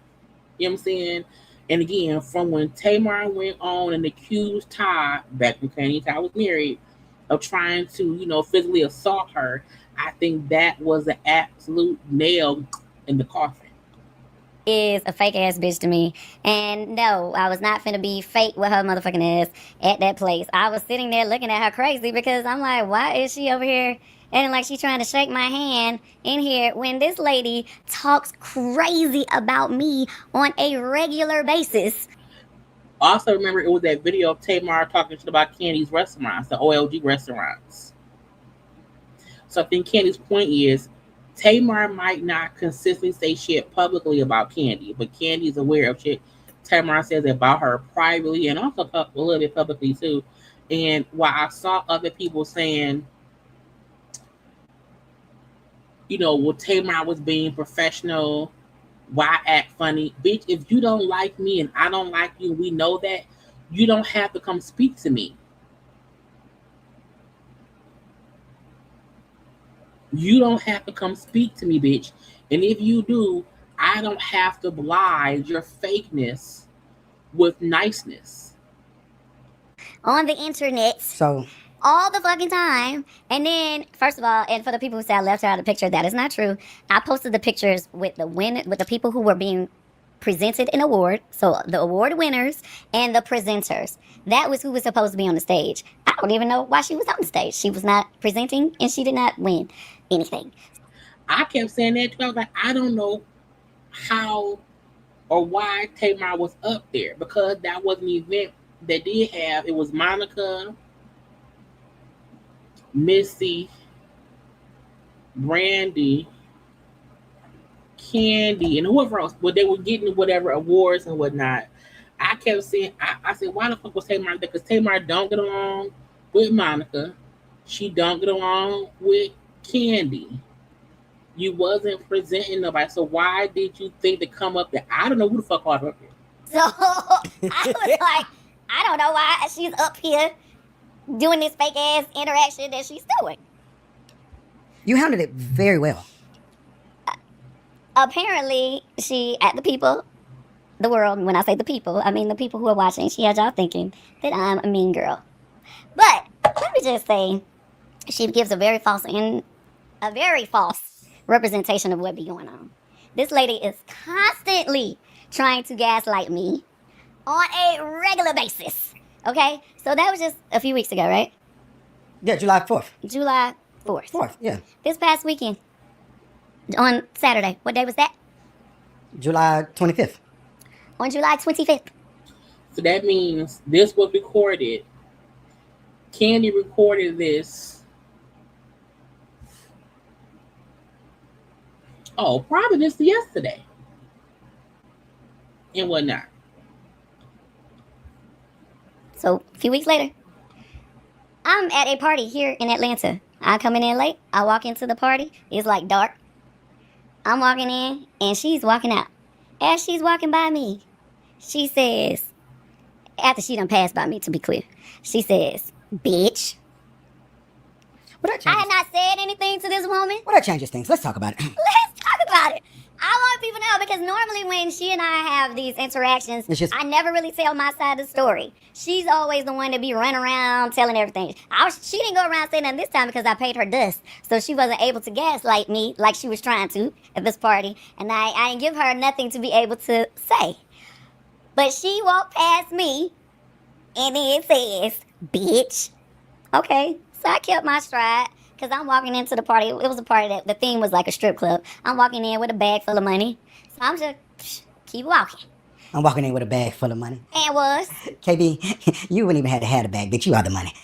I'm just saying, it was a cool little party of someone that I respect. Yeah. But had not even met yet. Okay. I don't want to say the person's name. Right. It's somebody that I respect. Cool guy. I was coming to a party at a home. Okay. Okay? So I'm not coming there to be ghetto and alley. Meaning, Tamar trying to call me a bitch for me to react at this party around the people, because then I'm the crazy person. I'm the crazy person who folks would then say, oh, what Kandi doing? Kandi at a party, child, beating Tamar ass. To be clear. And so when this woman walked past me and said, bitch, I paid her this. And I kept walking. Going to the party. I go and I speak. Marlo's there. Hey girl. Then I see Portia. Hey girl. We all giving each other love. I sit down. Bye, Portia. Next thing I know, I'm talking to Portia. Next thing I know, she done walked back into the party now. The party that which she had already left out of. She done came back. Come hovering around the area of which I was. Okay. You know how people be wanting you to say something. Mm-hmm. They purposely coming in your vicinity. So then... And that's what Kandi, that's Tamar. We've seen Tamar do this kind of shit before. We've seen Tamar do things to get a reaction out of people. And that when Kandi standing with other people, Portia was there, Marlo, meaning a lot of the who's who of Atlanta is there. So if Kandi act the fool and cuss Tamar out, Kandi then looked like the crazy person. Her dude, whoever she was there with, it was a big tall guy. He comes and sit down right next to me, which was like kind of behind me with his bottle or whatever. He was sitting there. So that's when I was sitting there like, because I don't really know what the situation is. But I'm like, why he sitting right here? Right. She right there. So, you know me. I always want to know what time it is. So I turned to him. I said, shook his hand. Hello. How you doing? Hello, Mr. Sir. Just to be like, what the fuck you want? Yeah. Who are you? What'd he say? He's just like, hey, how you doing? All right. Okay. Then I noticed the security people just come in. The security people come in to just stand there in that area, and they was like, Kandi, you good? You good? I'm like, yeah, I'm fine. Should I not be? Like, because I know this bitch ain't finna do nothing. She just loves to do, y'all just don't understand. Me and her done had plenty of interactions. Type say it. I know they bitch ain't finna do nothing. Yeah, but I'm like, the dude that sit down, now the security come back around. So I'm like, and they was like, no, we just, Make a shot. I was like, well, he's with her. And they was like, yeah. I was like, okay. Because mind you, I was late to the party. They had already been there. Next thing I know, so the other security person came. So I turned to him. I looked, and I said, is there a reason that since you came and sat right here, that the security people is coming over here? Like, is there a reason for that? And he's like, I don't know, like, whatever. So in my mind now, I'm like really tripping because I'm just sitting here like, okay, this is clearly some dude that she was with. Like, why did he just sit right? Like my mind is playing all these scenarios in my head. Anyway, so then here she come. Bring her ass right there, the straddle over him next to me. Like, it was like she came over there and then she doing all this and leaning all over it. And I was sitting there like, is she purposely, like when I say right here, after you just called me a bitch outside the door? She wants you to say something to her. She wants me to say something.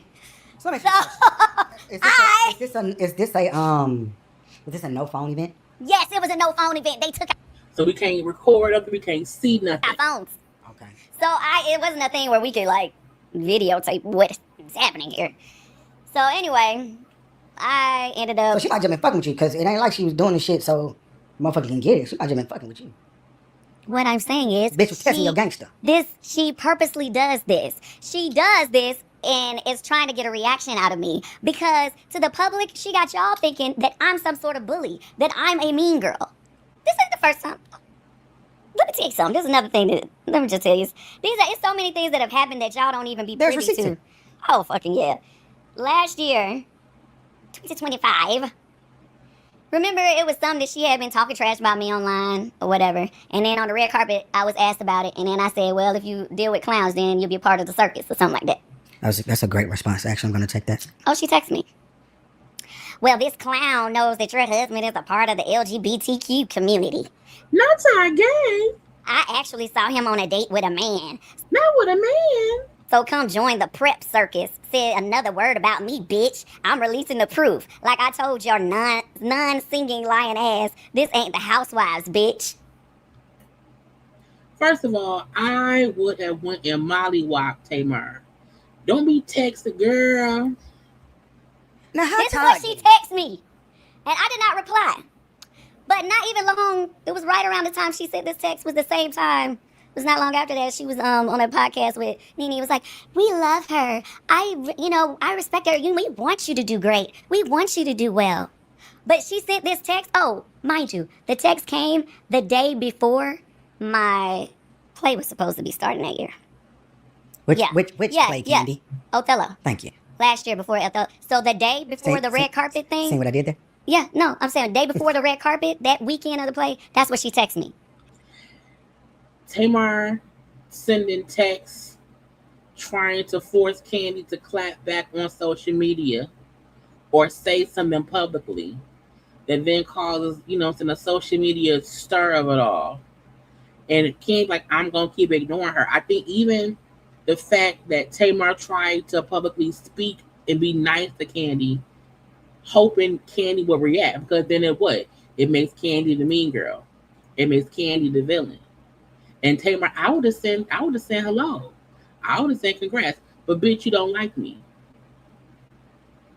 You talk shit about me. You accuse my husband and me of trying to fight you back in 2025, maybe 2024. And you texted me about my husband being gay. Bitch, fuck you.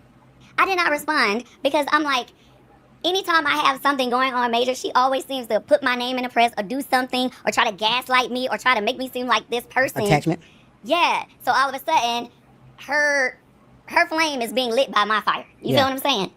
So that particular time, I was like, I'm not going to let that, I'm not finna go back and forth with her because I'm not going to allow it to, come and put negative energy on what I was a part of at the time. But now, at the Essence Awards, Right, So, I mean, Essence Fest, when we were getting an award, then she comes over there knowing we don't fuck with each other. Right. So why are you over here pretending in front of the people to have me like you want to shake hands and say something nice to me when you know you ain't nice to me, lady? And then now I'm here for an award or something positive, and here you online, oh, they're mean girls of Atlanta. What?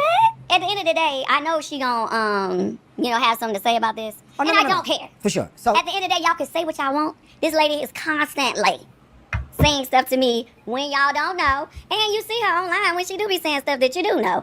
The stuff that she be saying is not true. The bitch, first of all, just as according to that text, Tyler's not gay. This bitch was just saying shit to try to rile me up, to make me mad. You know what I mean? Same way when we had our interaction, you were there that year that she went around telling everybody that me and Todd tried to threaten her or whatever, lying ass bitch. But it just pissed me off because, and then remember this. Remember when the conversation happened? She didn't say nothing on the internet that night. she didn't. Nothing. She didn't say nothing the next day. We had a whole week between. We had a whole nother show.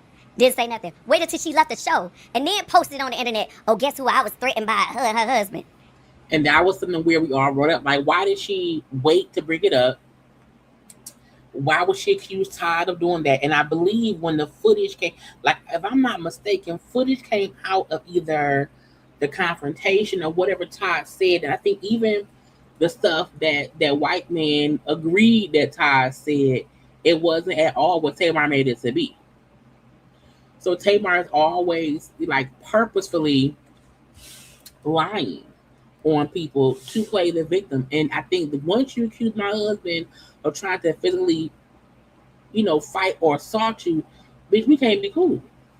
As if it had just happened. It was weeks And later. it was a whole week later. So that's why I'm saying. 2 weeks later, because we actually spoke about it on our other show, on Candy Coated Nights, remember? Right, whenever. Yeah, It was not the night it was not the that night. me and her Right, had an right, argument. right. So my point is she's constantly doing stuff to push my buttons, trying to make me react. Well, clearly it's not working. The other day, I was like, I'm cute, bitch. Walking in here with a bag full of money.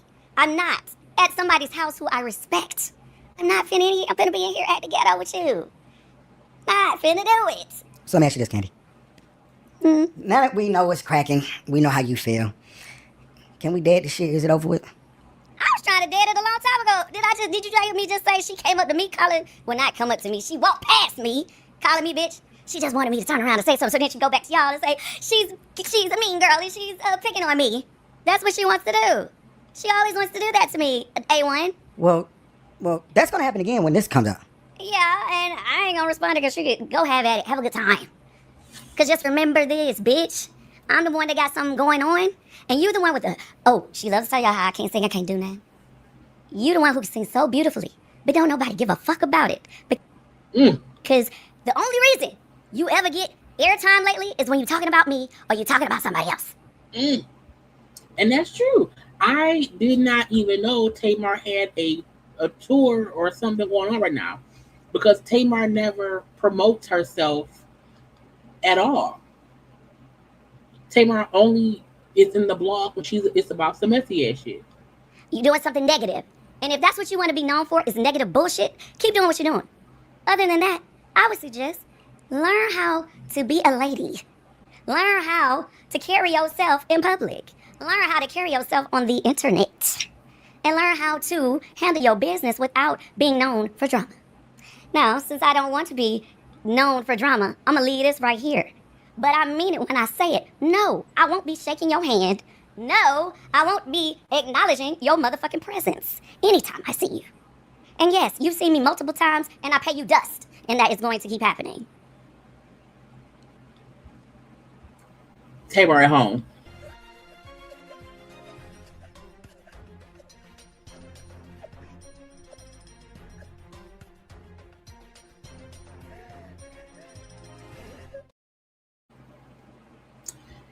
Tamar gonna cry in the car. Okay, Tamar is gonna cry in the car.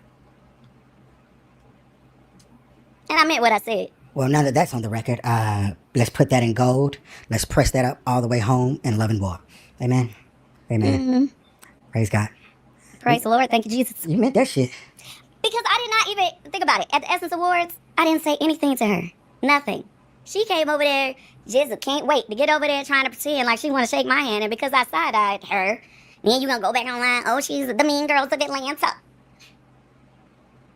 Wait, the Mean Girls of Atlanta came after the Essence meetup? I mean, the Essence? She said it before, but that was the recent time. Mm. And I'm sick and tired of people like her, people trying to put out this narrative that I'm a bully or that me and my clique are bullies, when really I ain't thinking about y'all. Now, I will say that. I'm doing me. I will say that. I have heard the narrative of, you know, the Candy Coated clique or whatever. And I'm not just saying this because I'm in your clique. You're really not that mean. No, he said not that mean. No, I'm saying you're really No, not. I'm Like, honestly, we always tell you give people way more grace than you should. Yeah. So for somebody to piss you off this much, I mean, I get it. I'd be fucking upset too, especially every time I got something popping, somebody got something to say to get it popping. Yeah, but no, it just irritated me the other day. It's because, okay, you know, you done got off your little mean girl comment online when I didn't even say anything to you, really. And then here we are, you tried to pretend to the world, oh, I was trying to be gracious, da-da-da. But then the first time you see me and they ain't around, the world that can't see it, you gonna run past me talking about bitch. Hey, girl. Why, she was just looking at you? I didn't see her because I wasn't paying attention, but everybody around me was like, why she keep just staring at you? I was like, because she's weird. That's cool. What? She's a weirdo. Like, why is she coming back here to stare at me? Like, I don't know. And then got come back. I wish you could have seen when she came and straddled this man that was sitting right next to me. And then she got up and walked away. It was like, wait, are you hoping I say or do something to you?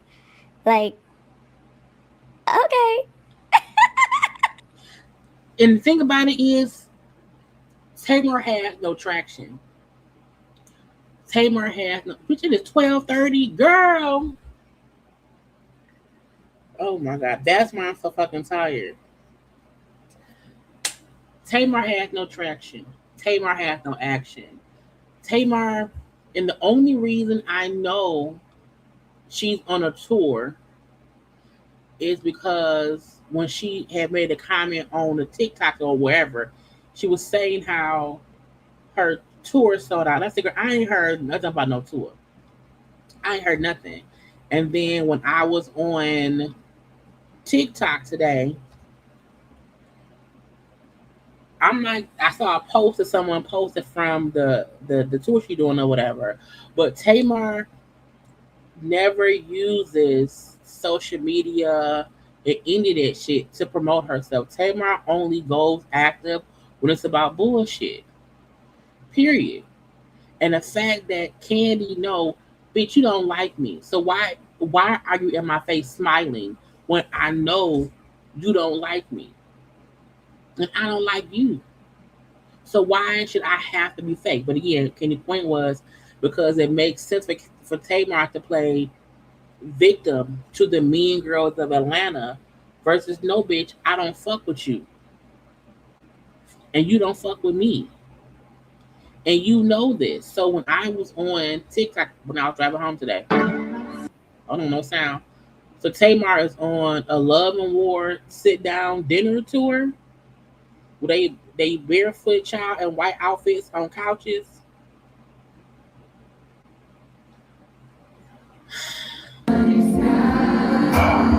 With her T-Boz haircut. Now again, why ain't you? If I'm trying to sell the music and I'm trying to tour and all this shit, the fact that Tamar don't even be on social media, I don't. Now, no, I clicked the fucking button and it all went to hell.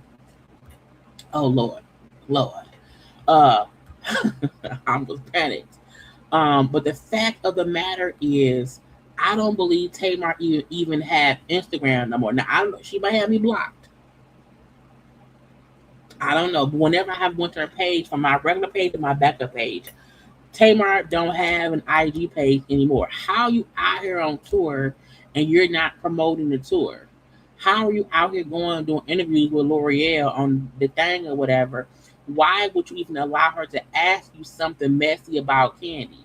Or about that? Why would you not say no? Leave it to my tour and I don't want no negativity.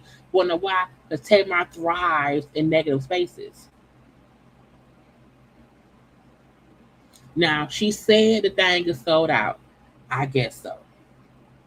I'm not there. Okay. You sitting down, child, with a T-box haircut, and you're barefoot with your feet out, with 2 million size. Cool, fine. But Tamar has to admit she thrives in chaos. It doesn't help her career. It doesn't help anything. It just gets her on the blogs. And then she tries to act like, oh my God, the blogs only post giving the negative. No, you only get in the blog because you get involved in negative shit. It ain't no way on God's earth that Tamar Braxton is on a tour and ain't nobody heard nothing about nothing.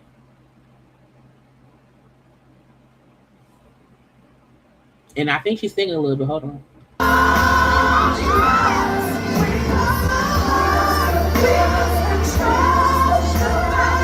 Now, some folks say they think she lip syncing. I don't think she lip syncing or whatever. But if she want to sit down and sing barefoot, fine, girl. Sit down and sing barefoot with T-Box's wig on. That's fine by me. Okay? Fine by me. So, y'all gonna go see Tamar? And she sit down with them other men around her when they are barefoot. First of all, I don't think barefoot and food should go together. Cause this was a Tamar tour. Tamar, so I put Tamar Braxton. Mother popped up. Tamar Braxton tour.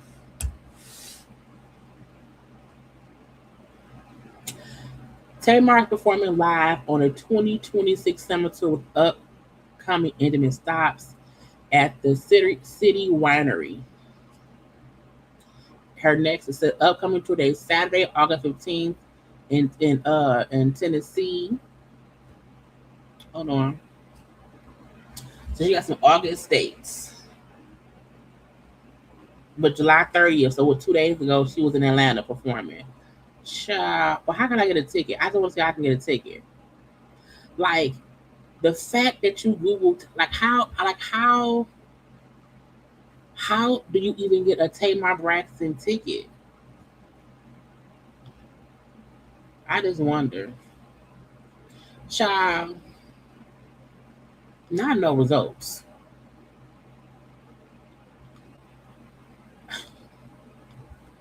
Like, how is it? Okay, the Live Nation? Nope, no shows. So how are you a whole full stream artist and can't nobody get no? See, does Tamar have a see? Am I blocked? Y'all, does Tamar have this? Can anybody go to Tamar Braxton's IG page, or am I blocked?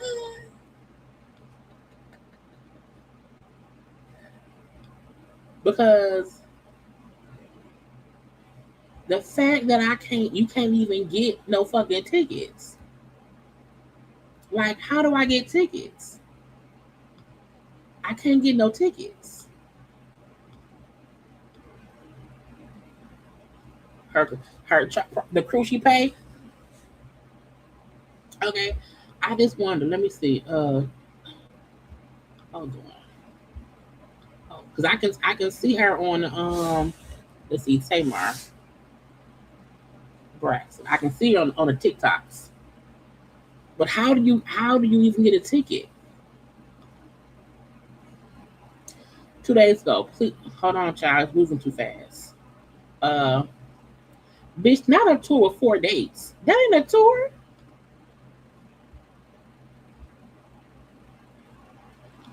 That ain't a tour.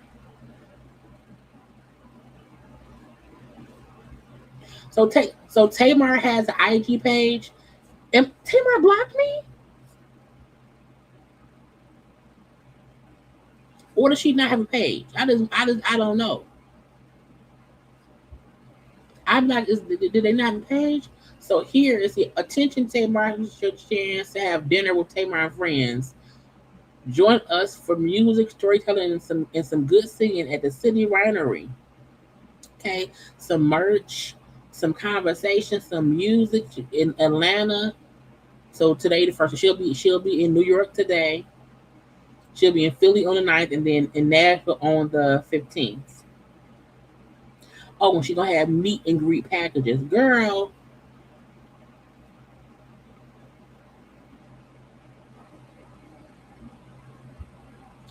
I just feel like that's the best you can do. 4 days.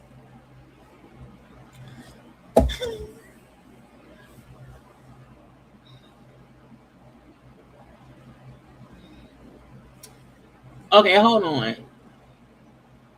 So, why am I blocked? I didn't even do nothing. I didn't even do nothing. I am innocent.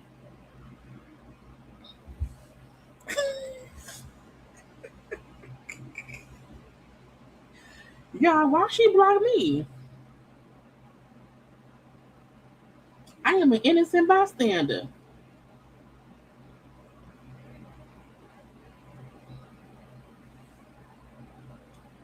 I didn't do nothing. I'm going to my backup page. I have 2 backup pages. But sometimes they be blocked for both of the child.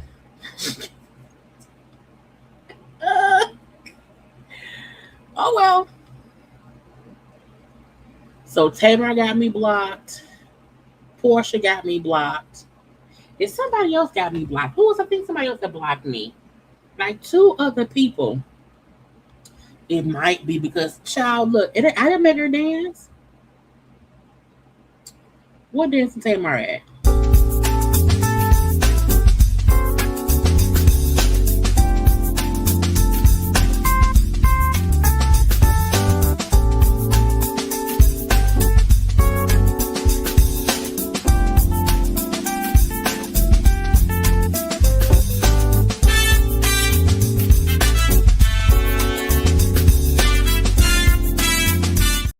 It ain't my fault she was dancing. Portia told me. Well, I thought the whole time, like, oh, maybe her page, she took her page. Oh, well. Okay. And so I'm trying to think. I need a nap, y'all. I got to pee too. My head hurt. I want some.